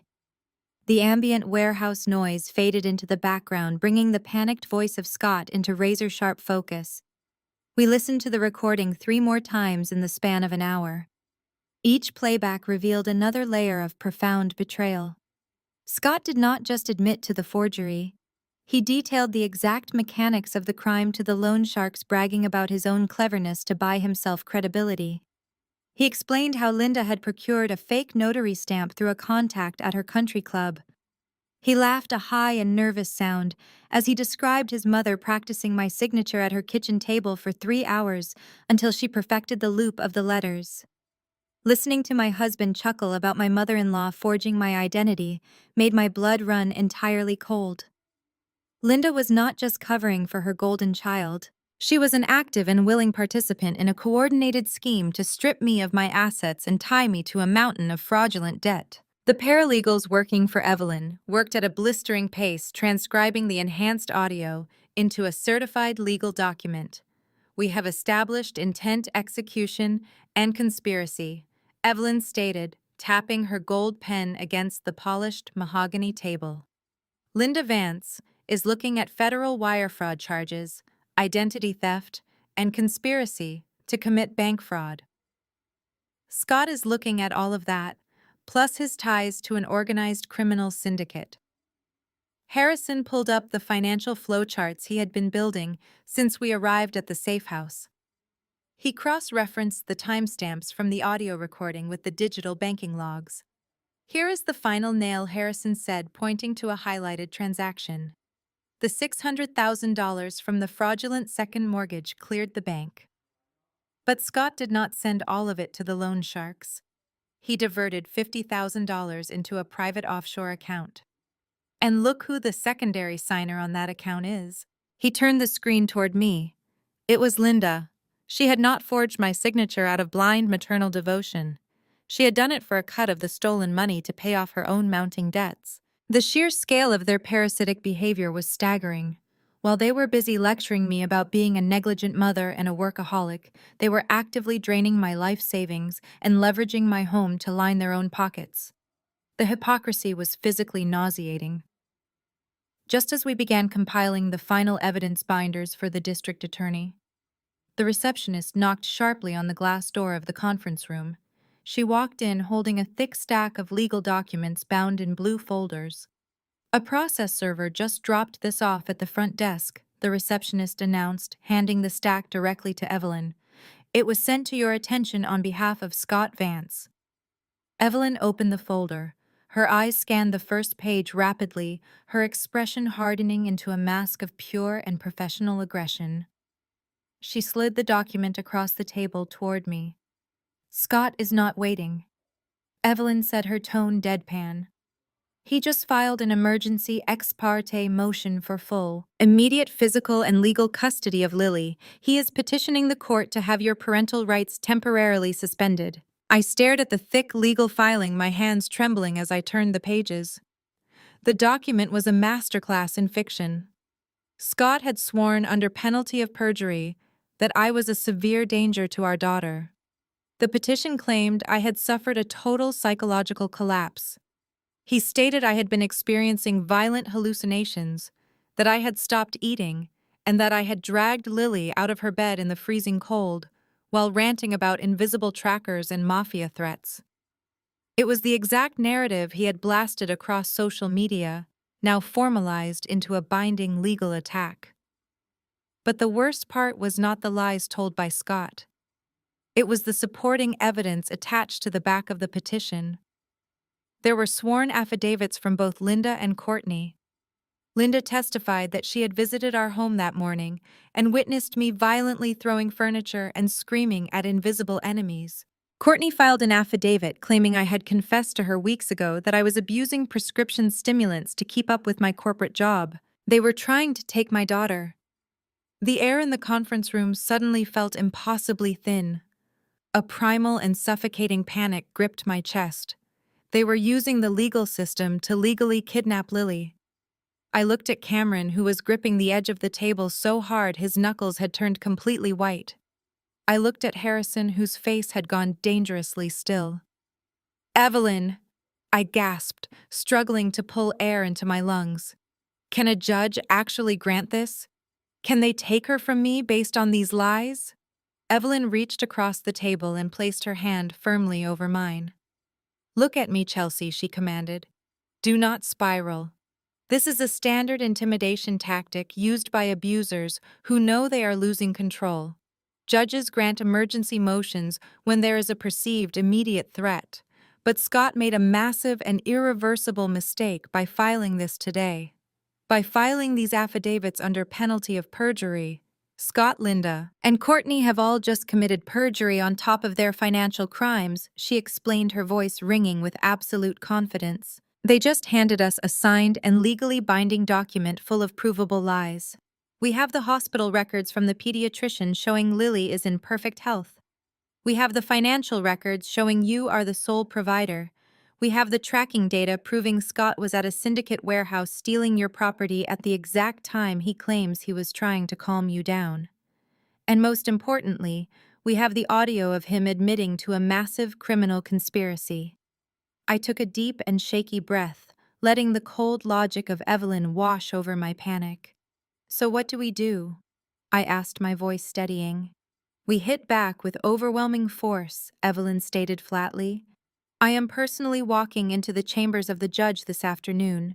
I am not filing a standard response. I am submitting an ex parte counter motion.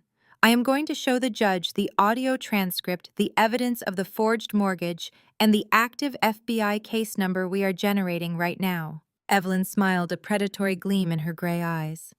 Once the judge sees that Scott is actively involved with a violent criminal syndicate and is currently defrauding a financial institution, he will not just deny the custody motion. He will grant our emergency protective order instantly.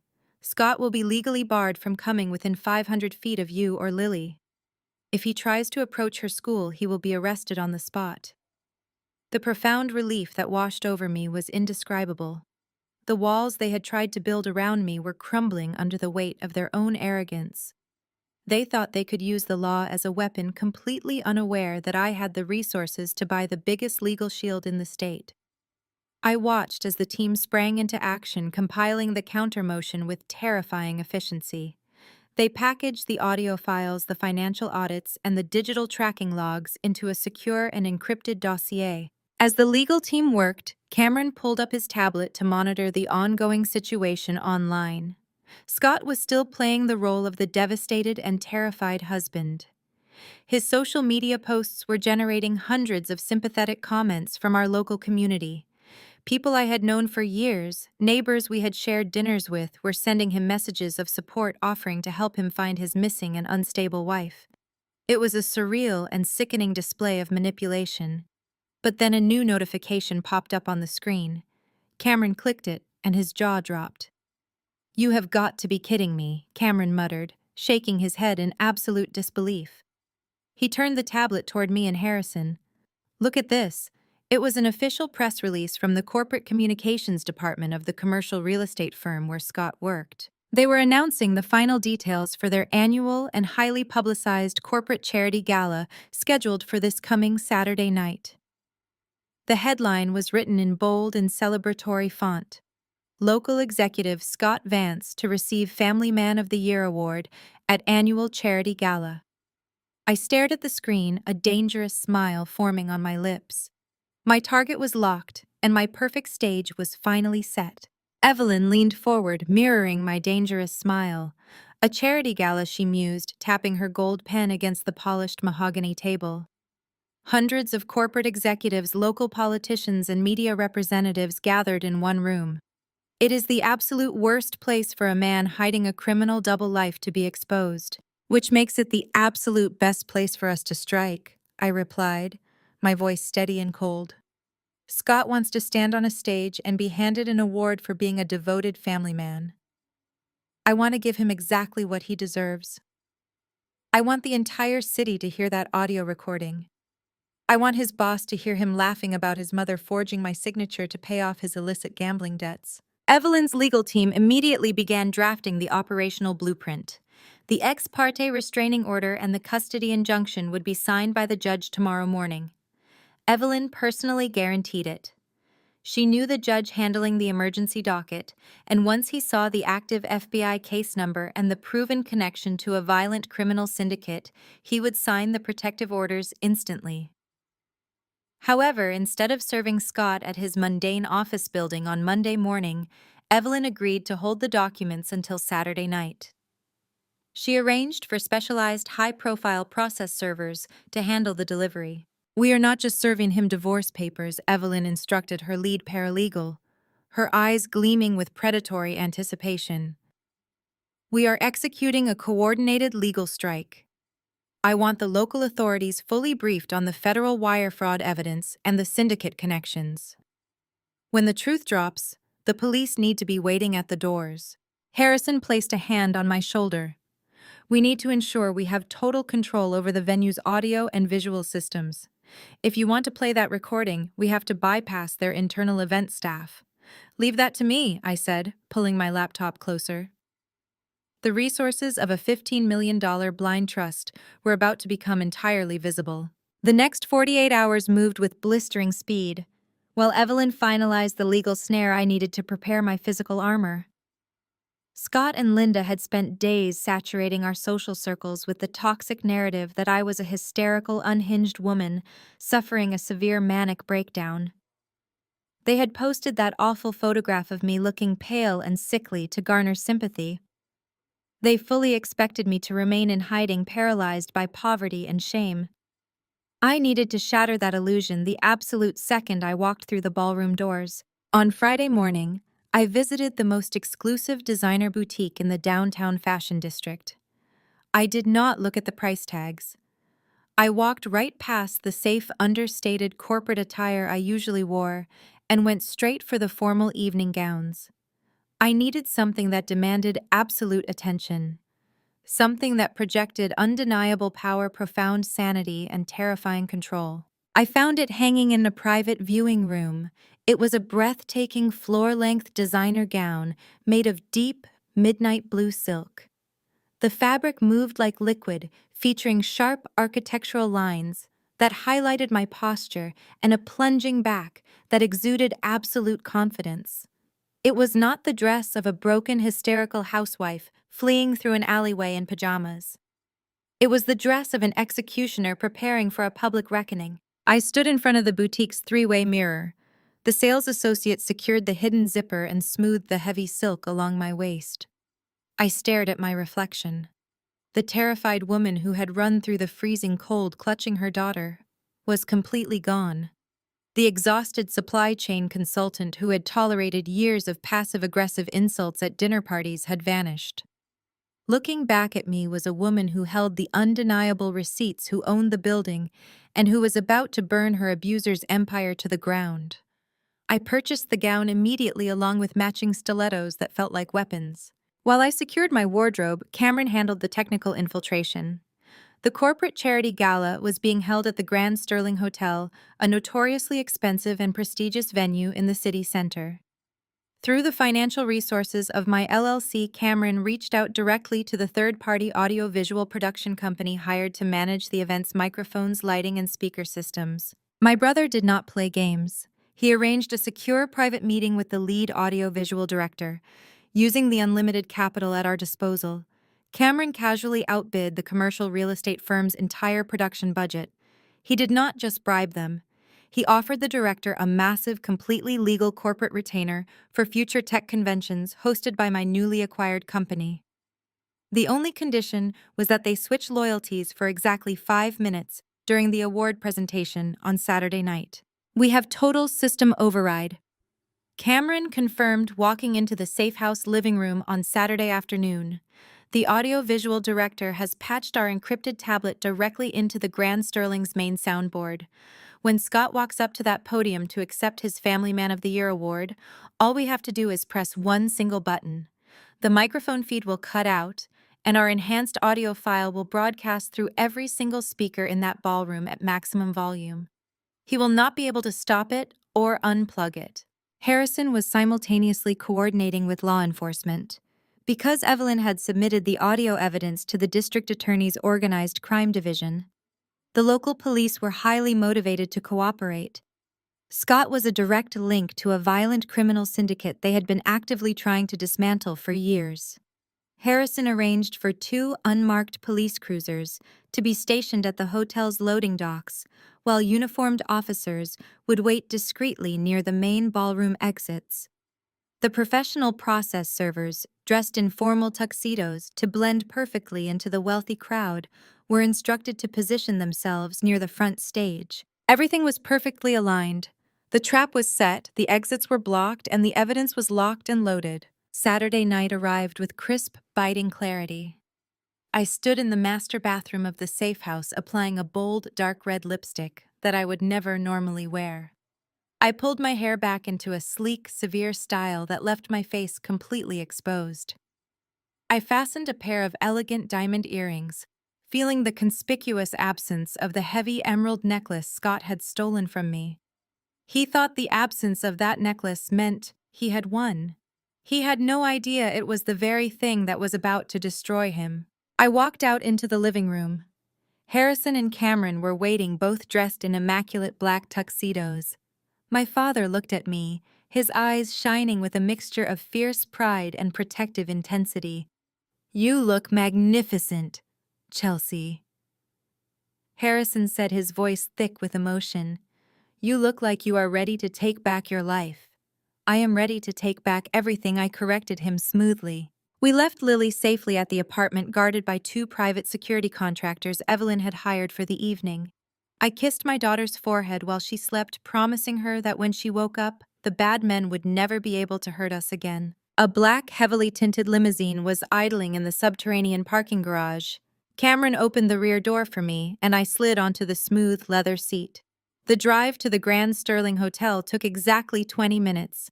The bright city lights blurred past the tinted windows, but my focus remained absolute. I did not feel fear. I did not feel anxiety. I felt a cold, calculating anticipation. We pulled up to the grand entrance of the luxury hotel. A massive red carpet stretched from the curb to the revolving glass doors, flanked by velvet ropes, and a swarm of local media photographers covering the high society charity event. The sidewalk was crowded with corporate executives, wealthy donors, and local politicians stepping out of their luxury vehicles. Cameron tapped an earpiece he was wearing, listening to a quick confirmation from the audiovisual director inside the venue. "We are green," Cameron reported, looking at me across the dimly lit limousine cabin. "The audio patch is totally secure. The process servers are in position by the stage. The police are holding at the perimeter exits." Scott just walked into the main ballroom with Linda and Courtney. They are taking photos by the ice sculpture. Harrison reached across the seat and squeezed my hand one final time. "This is it, Chelsea. Once you step out of this car, there is no turning back. The narrative changes forever." I looked at my father. I looked at my brother. Then I looked out the tinted window at the blinding flashes of the paparazzi cameras waiting at the end of the red carpet. Scott had tried to convince the world that I was a broken, hysterical, destitute woman. He was about to find out exactly what happens when you corner a woman who holds the receipts and owns the building. I smoothed the heavy midnight blue silk of my designer gown. I adjusted my grip on the small silver clutch that held the encrypted tablet. I took one last deep breath, letting the freezing clarity of my anger settle into my bones. I reached out, grasped the chrome handle, and pushed the heavy limousine door open. I stepped out of the car, placing my stiletto firmly onto the red pavement, fully prepared to execute the takedown. The flashbulbs erupted in a blinding staccato rhythm the moment my midnight blue stiletto touched the pavement. Reporters and photographers crowded against the velvet ropes, shouting questions I completely ignored. I kept my chin elevated, my gaze locked dead ahead, and walked up the red carpet with the measured, predatory grace of a woman who held every single card in the deck. The freezing night air bit at my bare shoulders, but I felt absolutely nothing except the burning adrenaline pumping through my veins. The Grand Sterling Hotel loomed above me, its massive glass doors reflecting the chaotic scene. I handed my invitation to the stunned security guard at the entrance. He looked at the heavy cardstock, looked up at my face, and visibly swallowed hard before stepping aside to let me pass. The grand foyer of the hotel was a masterpiece of gilded luxury. Towering marble columns stretched toward vaulted ceilings adorned with crystal chandeliers. A string quartet played softly in the corner, providing a sophisticated soundtrack to the elite gathering. I moved through the lobby, my silk gown flowing seamlessly around my legs. I did not rush. I took my time, allowing the sheer gravity of my presence to announce itself before I even reached the main event space.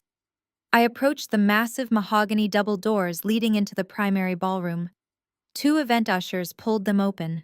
The sheer scale of the charity gala was staggering. Hundreds of people filled the cavernous room.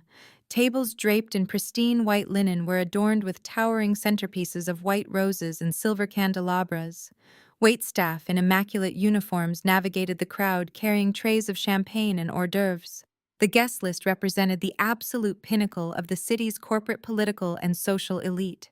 CEOs, local politicians, and wealthy philanthropists mingled the low hum of their affluent conversations, creating a dull roar. And right in the center of the room, positioned perfectly to command maximum attention, was Scott. He was holding court near a massive, intricately carved ice sculpture.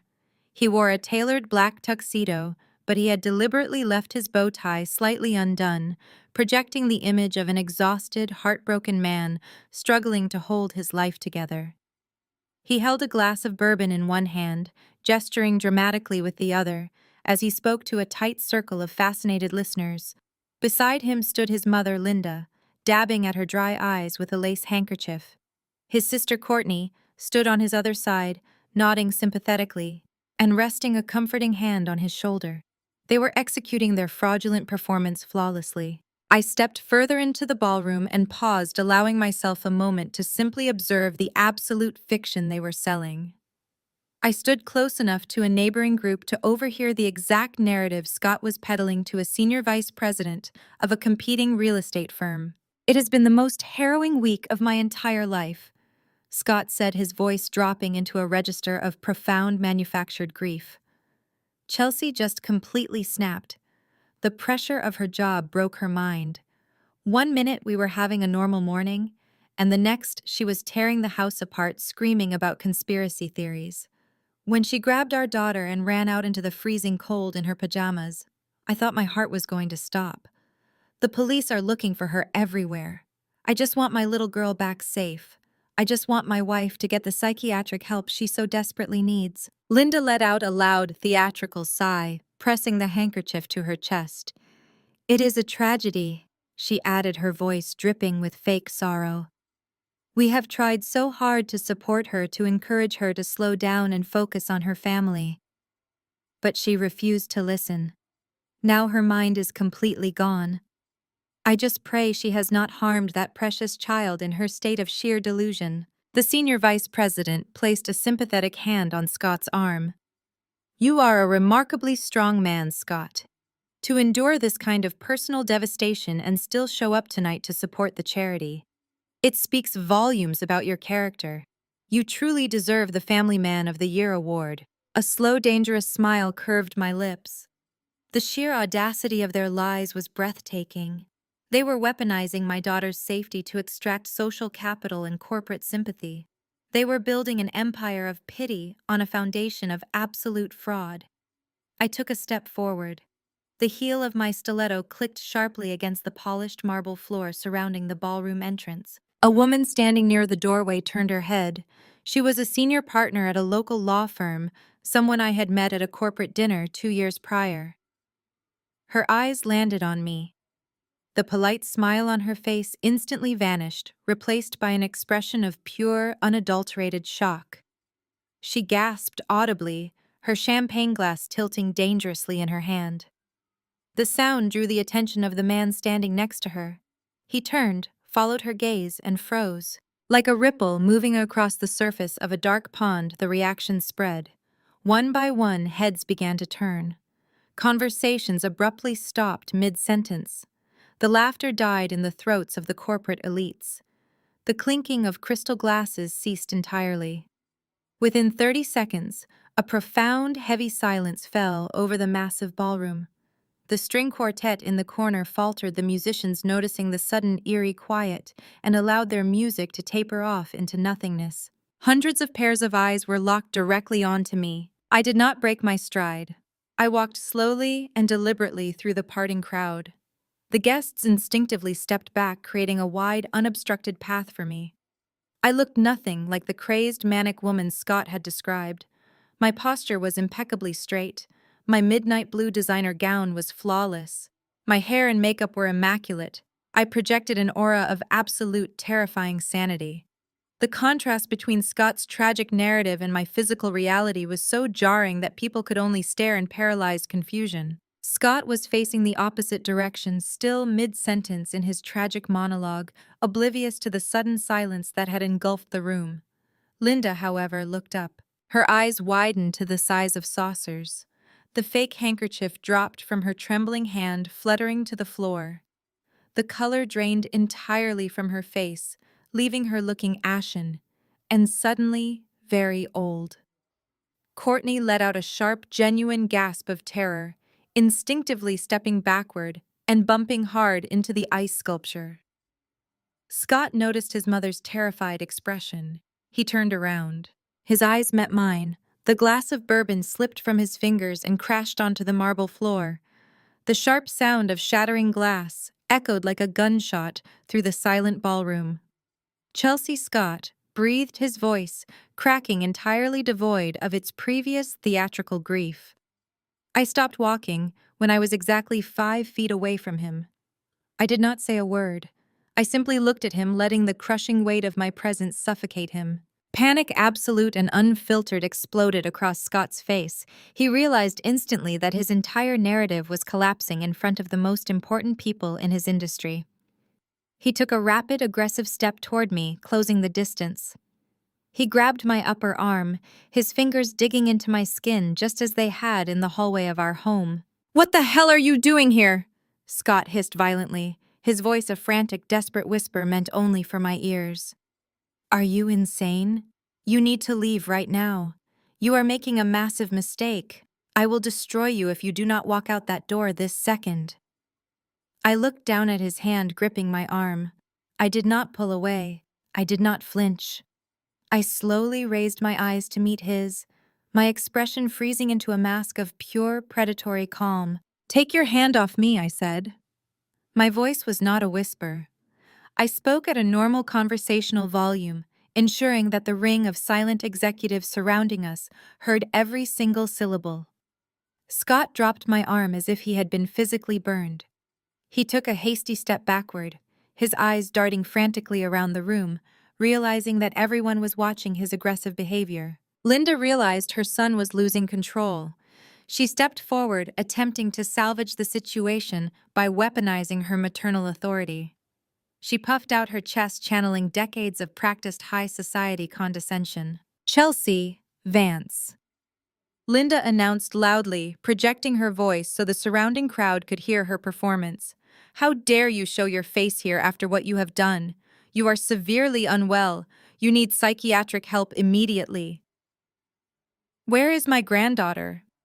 What have you done with Lily? Security needs to escort this unstable woman out of the building before she hurts someone." She pointed a trembling, manicured finger toward the venue doors, trying to rally the crowd to her side. Courtney nodded vigorously behind her, playing the part of the terrified sister-in-law. I turned my gaze to Linda. The absolute pathetic desperation of her performance was almost laughable. She was standing in a ballroom funded by charity, wearing an expensive gown, entirely unaware that I held an audio recording of her forging my signature to commit federal bank fraud. I did not raise my voice. I did not defend myself. I did not answer her questions about Lily. I simply offered her a slow, chilling smile that made her lower her pointing finger in sudden creeping doubt. "You are going to need a much better lawyer than you think, Linda," I said calmly. I turned my back on her completely. I ignored Scott's frantic whispered threats and Courtney's quiet sobbing. I did not look at the stunned faces of the corporate executives or the wide eyes of the local press. I adjusted my grip on my small silver clutch, feeling the hard edges of the encrypted tablet inside. I stepped around the shattered glass of Scott's dropped drink and walked straight toward the elevated audio-visual booth at the back of the room. The audio-visual booth was situated on a raised platform shielded by black curtains. I climbed the short set of stairs, the heavy fabric parting easily. The lead director, a young man with a headset securely over his ears, gave me a sharp nod. He tapped the glowing green button on his massive soundboard. Our encrypted tablet was fully integrated. The feed was live and waiting for my command. I looked out over the ballroom from my elevated vantage point. Scott was frantically attempting to maintain his composure, whispering aggressively to Linda, while keeping a terrified eye on my position. On the main stage, the CEO of Scott's commercial real estate firm approached the microphone. The CEO was a billionaire developer, a man whose brand was built on integrity. He tapped the microphone, silencing the murmurs. "Ladies and gentlemen," the CEO began, his booming voice echoing off the crystal chandeliers. "Tonight we honor an executive who embodies family values, not just in the boardroom, but in his home." I watched Scott physically brace himself, plastering on his trademark humble smile, preparing to accept an award built entirely on deceit. I did not wait for the CEO to finish his introduction. I descended the stairs and walked with terrifying purpose down the center aisle. The crowd parted for me. I bypassed the VIP tables. I walked directly up the side stairs of the main stage. The CEO stopped speaking, utterly bewildered by the sudden unscripted intrusion. Scott lunged forward from his table, his face drained of blood. He tried to scramble onto the stage to intercept me, but two large security guards stepped seamlessly into his path. They planted their hands firmly against his chest, forcing him back down to the ballroom floor. Scott opened his mouth to scream, but the words died in his throat. I reached the very center of the stage. The CEO instinctively stepped back. I stood behind the podium and looked down at Scott. He was trapped. The entire ballroom was captivated by the unfolding drama. I raised my hand and gave a single sharp nod toward the audiovisual booth. The transition was instantaneous. The light classical music playing softly over the venue's speakers abruptly cut out. A sharp burst of static crackled through the sound system, followed by the heavy echoing acoustics of a large industrial warehouse. Then the voice of my husband filled the ballroom. It was loud, crisp, and undeniably clear. "Listen to me. I brought what you asked for." Scott's frantic, desperate voice blasted from the high-definition speakers. "It is a certified antique. My father-in-law had it appraised at over $1 million. You can verify it." A collective gasp rippled through the hundreds of wealthy executives. People turned to look at Scott, who was frozen in place with unadulterated horror. A second, rougher voice responded on the recording, booming through the silent room. "This covers the interest, Scott. You still owe us the principal, $4 million. You have 48 hours before we start collecting from your family. I know where your wife works. I know where your kid goes to school." The ballroom erupted in shocked murmurs. The CEO covered his mouth with his hand, staring down at Scott with pure revulsion. "I will get the rest," Scott pleaded on the recording, echoing loudly. "I have it handled. My mother helped me forge the signature on a second mortgage against the house yesterday. The bank approved it, $600,000 in cash. I drained my daughter's college fund this morning too. Just give me until Friday." The audio file ended. The dead silence that followed was heavier than anything I had ever experienced. It was a suffocating, judgmental quiet. The crowd did not just hear a private argument. They heard a legally binding confession to grand larceny conspiracy and federal bank fraud. They heard a man proudly admit to stealing a priceless heirloom and draining the savings of his 6-year-old child to appease violent loan sharks. I looked down at the front row. Scott was physically trembling. The arrogant real estate executive had been reduced to a pathetic, shivering shell. His face was slick with cold sweat. Every single person stared back at him with absolute disgust. The CEO stepped forward, pointing a shaking finger directly at Scott. "You brought this criminal filth into my company," the CEO roared, his face purple with rage. "You brought the mob into my charity event. You are fired, Scott. You are completely finished." Scott tried to open his mouth to offer an excuse, but no sound came out. He turned to look at his mother. Linda was clutching the edge of her table. Her legs gave out completely. She collapsed into her chair, gasping for air as the reality crushed her. The entire gala had just heard her son confess she was an active accomplice in a banking crime. The high society reputation she had spent decades cultivating was obliterated in 60 seconds. I gripped the edges of the podium, feeling the solid wood beneath my palms. I simply let the evidence do the work. The reporters invited to cover the charity gala were frantically typing on their phones. The flashing lights of the press cameras intensified, capturing every angle of Scott's total destruction. This was no longer a story about a dedicated husband dealing with a manic wife. This was a massive corporate scandal breaking live in front of the city elite. I looked down at my husband again. The man who had mocked my career and tried to convince me I was losing my mind was now publicly exposed as a desperate criminal. He had tried to leverage my precious daughter to save his own skin. I felt an overwhelming sense of vindication washing away the terror of the past few days. Every passive-aggressive insult I had endured evaporated in the blinding light of the truth. I was standing in my power, wearing a gown that demanded respect, delivering the absolute ruin he had so callously designed for me. Linda tried to stand up, her chest heaving as she pointed a trembling finger at me. "This is fake!" Linda screamed, her voice cracking with desperation. "That audio is doctored. She is a hysterical woman trying to ruin us with artificial intelligence.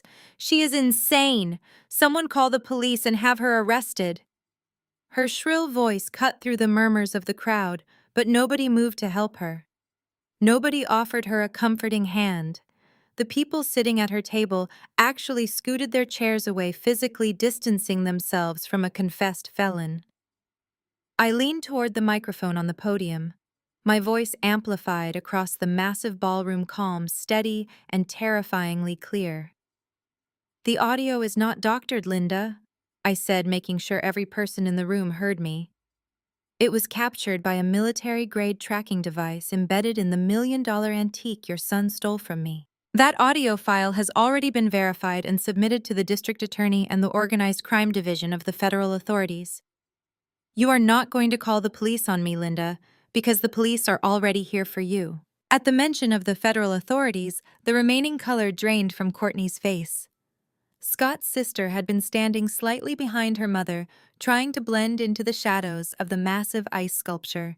She had spent the entire morning calling my friends and colleagues, poisoning my name and spreading malicious lies about me abandoning my daughter to run away with a lover. Now she realized the massive collateral damage was about to drag her down into the legal abyss, too. Courtney looked at the exits.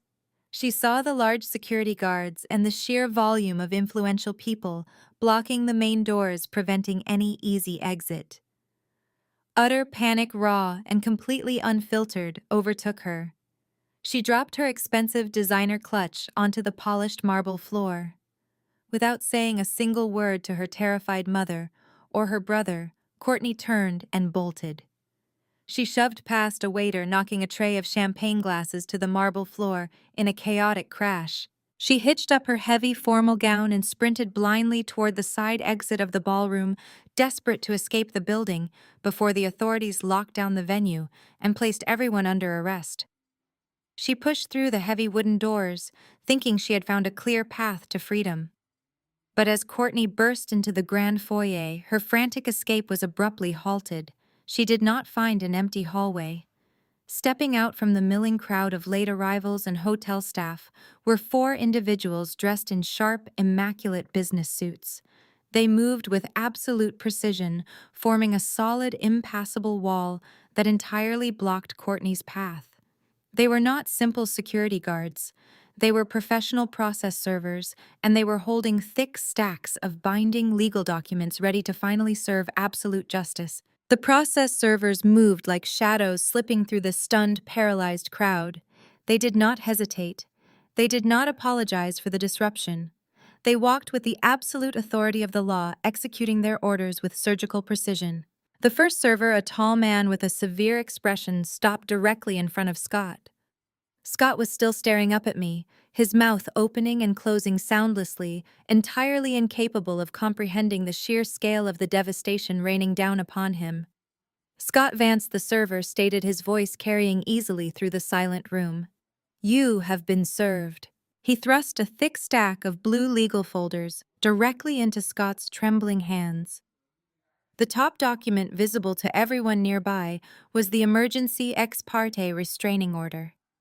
Behind it lay the petition for divorce, the demand for sole physical and legal custody of our daughter, and the civil lawsuits detailing massive financial fraud. Simultaneously, the second server, a woman with sharp, unyielding eyes, approached Linda. My mother-in-law was still slumped in her chair, clutching her chest, desperately trying to salvage her shattered dignity. "Linda Vance," the woman said, dropping a separate, equally thick stack of documents onto the table right next to Linda's abandoned champagne glass. "You have been served." Linda let out a high-pitched, strangled gasp. She stared at the legal documents as if they were venomous snakes. The top page boldly displayed the lawsuit charging her with conspiracy to commit federal bank fraud, identity theft, and acting as an accomplice to embezzlement. Scott looked down at the massive stack of papers in his hands. The initial paralyzing shock began to recede rapidly, replaced by a desperate cornered rage. His face turned a deep, mottled purple. The veins in his neck bulged against his collar. He looked up at me standing on the stage behind the podium and completely lost whatever fragile grip on reality he still possessed. "This is a joke!" Scott screamed, his voice cracking violently. The sheer volume of his outburst startled the executives standing nearby, causing them to flinch and step back even further. "You cannot do this, Chelsea. You have absolutely nothing. You do not have the money to hire these kinds of lawyers. You do not have a dime to your name. I drained your accounts. I took out a second mortgage. You are completely broke. You will be living on the street by next week." His desperate public admission of financial abuse echoed through the ballroom, only compounding his catastrophic humiliation.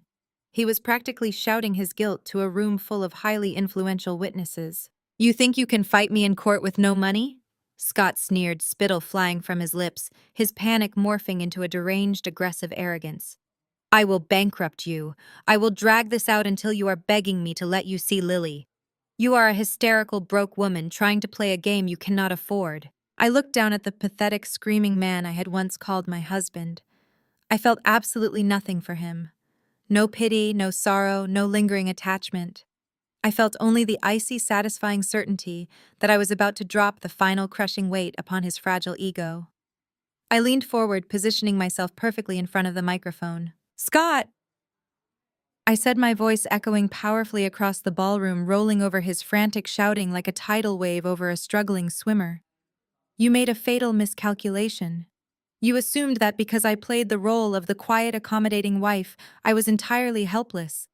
You assumed that the joint checking account you drained represented my entire financial worth." I paused, letting the silence stretch, ensuring every single person in that room was hanging on my next word. For the past 3 years, I developed a proprietary supply chain optimization software. I announced, projecting my voice clearly to the back of the room. I legally shielded that intellectual property within a blind trust, LLC, an entity you have absolutely no legal claim to. 3 weeks ago, a major tech conglomerate acquired that software outright. Scott stopped screaming. He froze, his eyes widening in sudden creeping terror as the implication of my words began to take root in his mind. "They acquired it for $15 million, I stated plainly, dropping the figure like an anvil. A collective stunned murmur swept through the crowd. The executives who had previously recoiled from Scott now looked up at me with profound, calculating respect. The CEO of Scott's firm nodded slowly, a look of genuine admiration crossing his face. "The funds cleared into my private secured trust on Tuesday." I continued, my gaze never leaving Scott's terrified face. "I am not broke, Scott.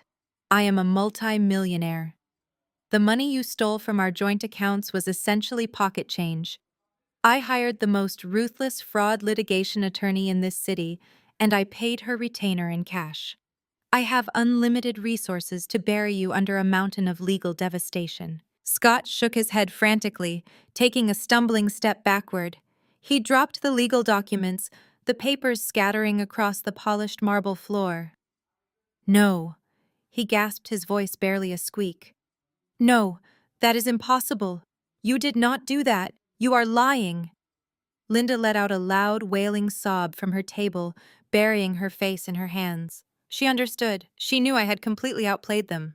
"Oh, it is very real, Scott," I assured him smoothly. "And just to demonstrate exactly how extensive my resources are, I want you to know something else." I gestured broadly with my hand, taking in the opulent gilded ballroom, the crystal chandeliers, and the towering marble columns. "When you filed your fraudulent custody motion this morning attempting to use the legal system to kidnap my daughter, I decided I wanted to make a point." I explained, my voice ringing with absolute terrifying authority. "I did not just want to serve you papers. I wanted to demonstrate total, undeniable dominance over your entire life." Scott stared at me, his chest heaving, his eyes wide and vacant. "Through my LLC, I finalized a massive, aggressive real estate acquisition yesterday afternoon," I said, leaning closer to the microphone. "I bought this entire hotel, Scott. I purchased the Grand Sterling. The building you are standing in, the ballroom you are using to accept a fraudulent award, it all belongs to me." The crowd erupted. It was a mixture of shocked gasps, low whistles, and absolute stunned disbelief. I had not just defeated my husband, I had bought the battlefield. "You are currently trespassing on my private property." I finished my tone, finalizing the execution. Scott stumbled backward, physically reeling from the verbal blow. He looked like a man who had just been struck by lightning. He looked down at the scattered legal documents, up at the furious CEO, and then toward the heavy wooden doors leading to the grand foyer. He realized with terrifying clarity that he was entirely trapped. He had no money, no leverage, no reputation, and no escape. Linda, sobbing uncontrollably, reached out and grabbed Scott's pant leg, begging him to fix it, begging him to save her from the federal charges. Scott kicked his foot free, his self-preservation instinct completely overriding any remaining loyalty to his mother. As I dropped the microphone onto the podium, a loud, heavy thud echoing through the speakers. A sudden blinding shift in light caught my attention. Through the massive floor-to-ceiling arched windows lining the side of the ballroom, a violent explosion of red and blue light cut through the darkness of the freezing night. The chaotic, pulsing glow illuminated the elegant drapes and reflected off the crystal chandeliers. The police had arrived. The sirens wailed loudly, a piercing, aggressive sound that cut through the murmurs of the stunned executives. Two marked cruisers pulled up to the front entrance, blocking the red carpet entirely. A sleek, unmarked black SUV swung aggressively into the loading dock area, cutting off the rear exits. The loan sharks were not the only ones looking for Scott Vance. The Organized Crime Division of the federal authorities, acting on the audio evidence Evelyn had provided, had mobilized with terrifying speed. The heavy wooden doors of the ballroom burst open. 4 uniformed police officers, accompanied by 2 stern-faced detectives in plain clothes, marched into the room. They moved with absolute authority, their eyes sweeping the crowd, instantly zeroing in on the shattered, trembling man standing near the ice sculpture. Scott Vance, the lead detective, barked, his voice cutting through the remaining silence like a blade. Scott spun around, his eyes wide with absolute primal terror. He looked at the approaching officers, looked back at me on the stage, and then, completely losing his mind, he bolted.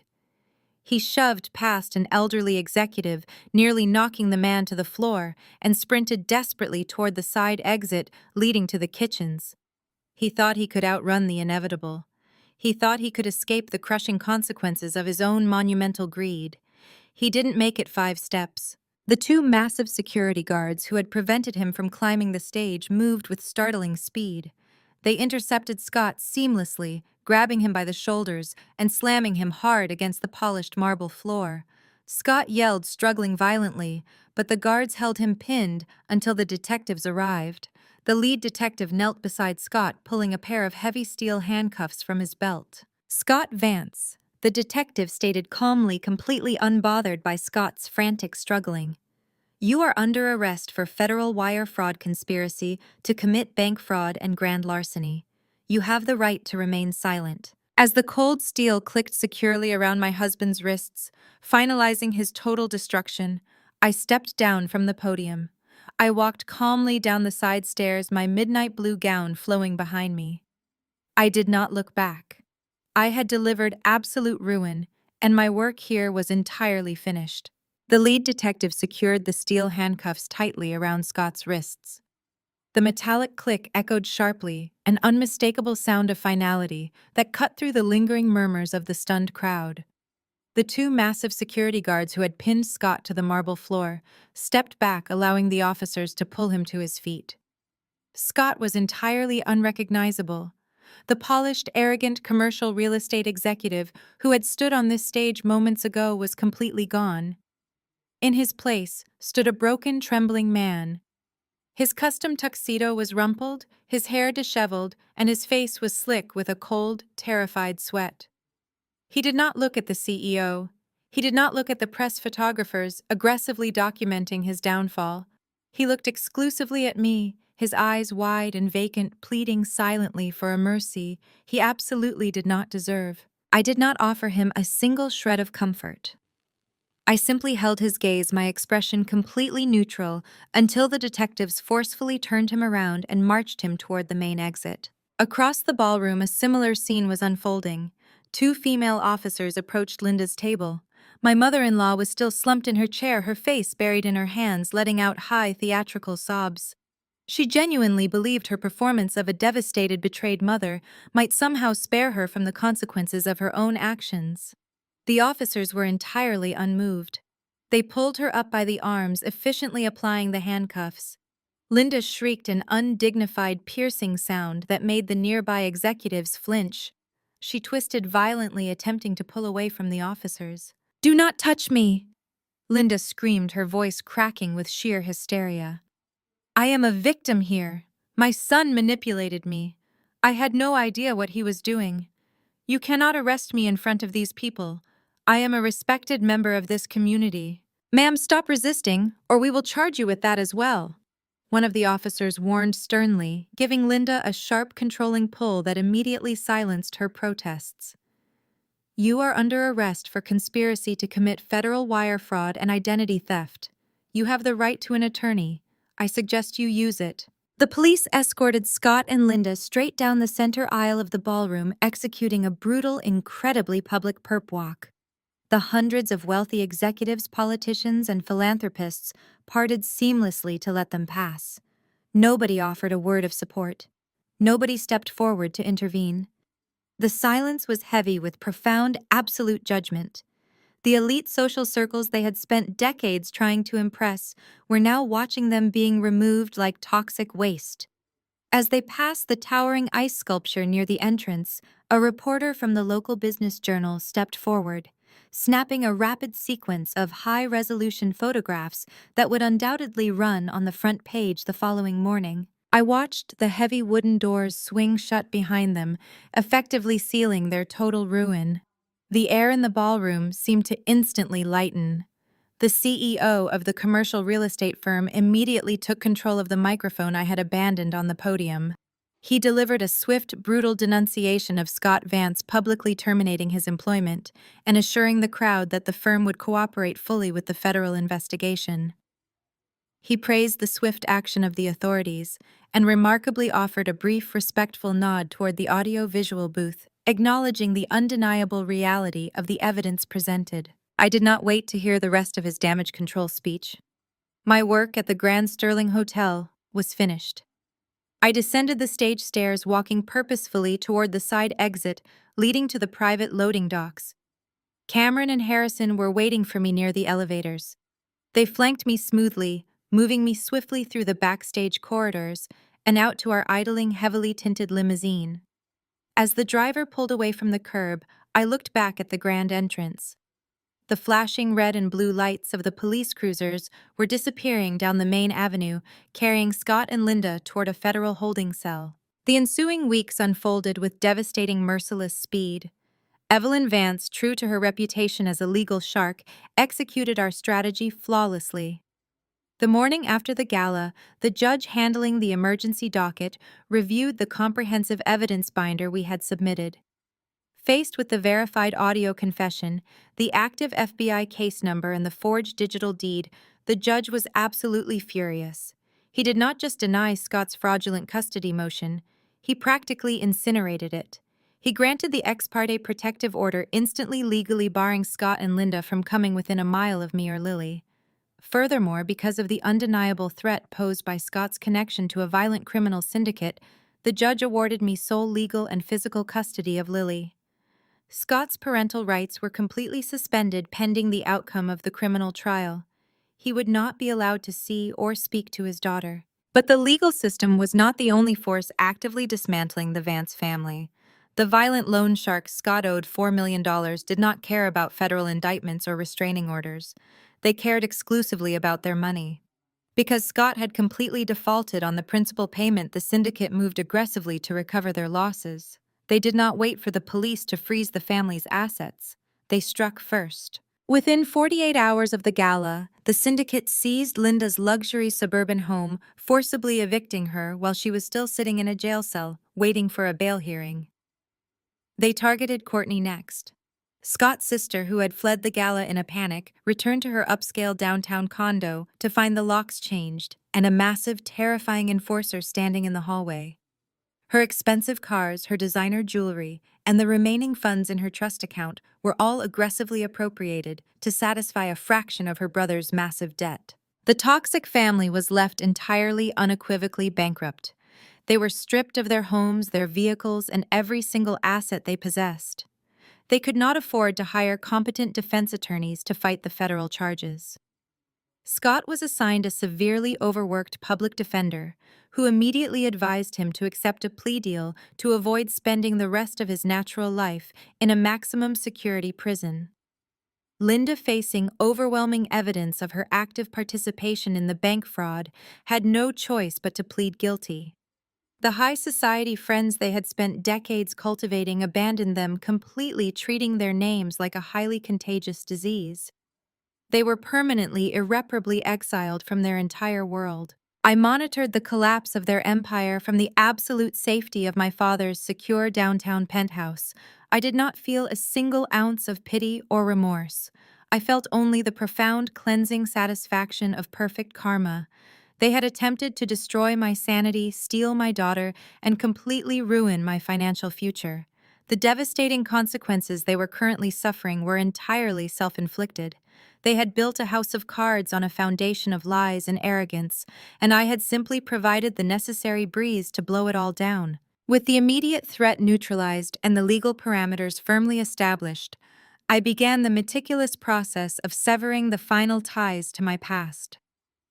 I authorized Evelyn to fast-track the divorce proceedings, utilizing the overwhelming evidence of financial abuse and criminal activity to ensure a swift, uncontested dissolution of the marriage. I officially reclaimed my maiden name.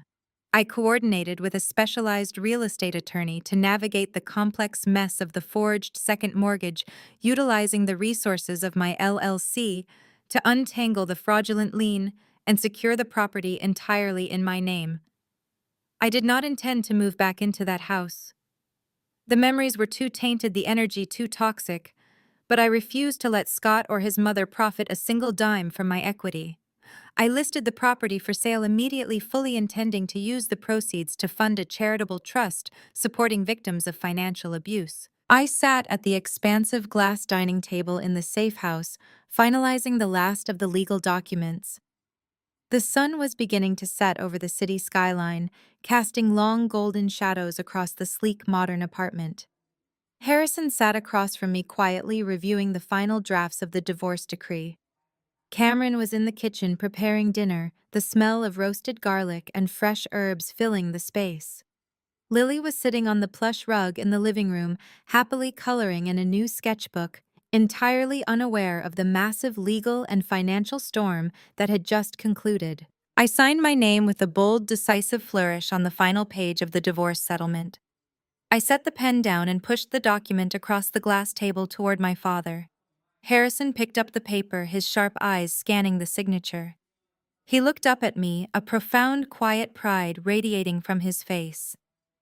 "It is done, Chelsea," he said softly, his voice thick with emotion. "You are completely free." I leaned back in my chair, letting out a long, heavy breath. The crushing, suffocating weight I had carried for years, the constant, exhausting pressure of trying to perform perfectly for a toxic, ungrateful family, finally lifted entirely from my shoulders. I felt an incredible, buoyant sense of relief. I had survived the darkest, most terrifying moment of my life, and I had emerged stronger, wealthier, and absolutely untouchable. I looked over at Lily, watching her carefully select a bright blue crayon. I had protected her. I had built an impenetrable fortress around her future, ensuring she would never again be subjected to the manipulative, dangerous environment her father had created. She was safe, and she would always be safe. The dust had finally settled. The storm had passed. I picked up my phone, glancing at the secure email client one last time. My $15 million blind trust remained completely intact, ready to fund the next chapter of my existence. I stood up from the glass table and walked slowly toward the floor, to ceiling windows looking out over the sprawling city. I had burned the past to the ground, and now it was time to finalize my entirely new life. 6 months had passed since the night the Grand Sterling Hotel ballroom became the graveyard of Scott Vance's entire existence. The bitter, freezing winter that had served as the backdrop for my narrow escape had finally surrendered to a bright, vibrant spring. I was standing on the expansive, sun-drenched patio of my new estate, a sprawling, heavily secured property nestled in a private gated community miles away from the toxic suburbs I had once called home. The air smelled of blooming jasmine and fresh rain. I held a mug of steaming coffee, watching the scene unfolding in the lush green backyard. Lily was running barefoot across the manicured lawn, her joyous, uninhibited laughter ringing clearly through the morning air. She was chasing Cameron, who was expertly dodging her attempts to tag him, deliberately slowing down just enough to let her win. The sight of my daughter completely safe, entirely happy and fundamentally untouched by the devastation her father had attempted to unleash upon us, was the most profound victory I could ever imagine. The transition had not been entirely seamless. The initial weeks following the gala had been a whirlwind of aggressive legal maneuvers and intense media scrutiny. The local press had a field day with the spectacular downfall of a prominent commercial real estate executive and his high society mother. Scott's face was plastered across the front pages, forever linking his name to federal wire fraud and organized crime. Evelyn Vance had expertly navigated the fallout, ensuring my name and Lily's identity were fiercely protected from the tabloids. Scott had accepted a harsh plea deal, a desperate attempt to avoid the maximum sentence. He was currently serving a lengthy term in a federal penitentiary, his arrogant corporate swagger replaced by the bleak reality of an inmate number. Linda, completely ruined by the undeniable audio evidence of her active complicity, was also serving time for conspiracy and bank fraud. Courtney, while avoiding prison, had been entirely bankrupted by the syndicate's aggressive asset seizure and was now working a minimum-wage retail job, completely ostracized from the affluent circles she had once weaponized against me. They were gone, completely legally and physically removed from my reality. The heavy iron gates at the front of my estate hummed softly as they swung open. I looked past the patio and saw my father's sleek silver sedan pulling up the winding tree-lined driveway. Harrison parked near the garages and stepped out, carrying a small, familiar velvet box in his right hand. He walked around the side of the house, his sharp eyes taking in the secure perimeter and the peaceful scene in the backyard before making his way up the stone steps to the patio. I smiled, setting my coffee mug down on the patio table. "Good morning, Dad. You are here early." Harrison returned the smile, his expression radiating a deep, quiet contentment. "I had a meeting downtown with the district attorney's office," he explained, stopping next to me and looking out at Lily and Cameron. "They are finalizing the last of the asset forfeiture paperwork regarding the syndicate bust. The federal authorities completely dismantled that operation, Chelsea. The loan sharks who threatened you are facing decades behind bars." He turned his attention back to me and held out the deep blue velvet box. "And because the case is officially closed, the evidence processing unit finally released this back into my custody." My breath caught slightly in my throat. I reached out and took the worn velvet box from his hands. I did not need to open it to know what was inside, but I lifted the lid anyway. Resting on the pristine white satin was the heavy vintage emerald necklace. The massive green stone caught the morning sunlight, flashing brilliantly. It was the exact same piece of jewelry Scott had stolen from my neck in the middle of the night. The piece he had mocked as cheap glass, completely unaware that it was the very instrument of his total destruction. They removed the military-grade GPS tracker. Harrison noted a subtle hint of amusement in his voice. "You do not need it anymore. You are safe now." I traced the intricate gold filigree surrounding the central emerald. The necklace no longer represented a hidden threat or a secret weapon. It was simply a beautiful, priceless antique, a tangible reminder of my father's absolute dedication and the terrifying, brilliant strategy we had executed together. I lifted the heavy necklace from the box and fastened the gold clasp securely around my neck. The emerald settled against my collarbone, the cool weight of it feeling entirely different this time. It felt like a badge of honor. "Thank you, Dad," I whispered, looking up at him. For everything. For believing me. For building the tracker. For helping me tear down his entire world before he could destroy mine. Harrison wrapped his arm around my shoulders, pulling me into a firm, protective embrace. You did the heavy lifting, Chelsea. You built the $15 million shield. You stood on that stage and delivered the execution. I just provided the coordinates. You saved yourself, and you saved your daughter. I leaned into his embrace, watching Lily tackle Cameron to the grass in a fit of triumphant giggles. The profound sense of peace that washed over me was absolute. I had spent years twisting myself into knots, trying to accommodate a husband who viewed me as a resource and a family that actively plotted my ruin. I had tolerated their passive-aggressive insults, their relentless gaslighting, and their calculated attempts to make me feel small, exhausted, and crazy. I had almost believed their narrative. I had almost let them convince me that I was losing my mind. But when the absolute worst happened, when the illusion was shattered, and the true violent reality of Scott's betrayal was exposed, I did not break. I did not crumble into the hysterical, helpless victim they desperately needed me to be. Instead, I had weaponized my intelligence. I had leveraged the secret empire I had built with my own two hands. I had gathered the undeniable receipts, and I had orchestrated a public reckoning so devastating that they would never ever recover. I stepped away from my father and walked to the edge of the patio, letting the warm spring breeze wash over my face. I touched the emerald necklace resting against my skin. I didn't just survive an attempt to ruin me, I leveled the playing field entirely.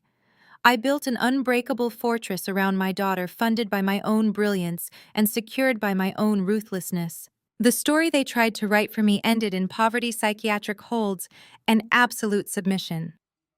The story I wrote for myself ended with total financial independence, complete legal custody, and the undeniable truth echoing through a grand ballroom. True strength was never about enduring toxic abuse in silence.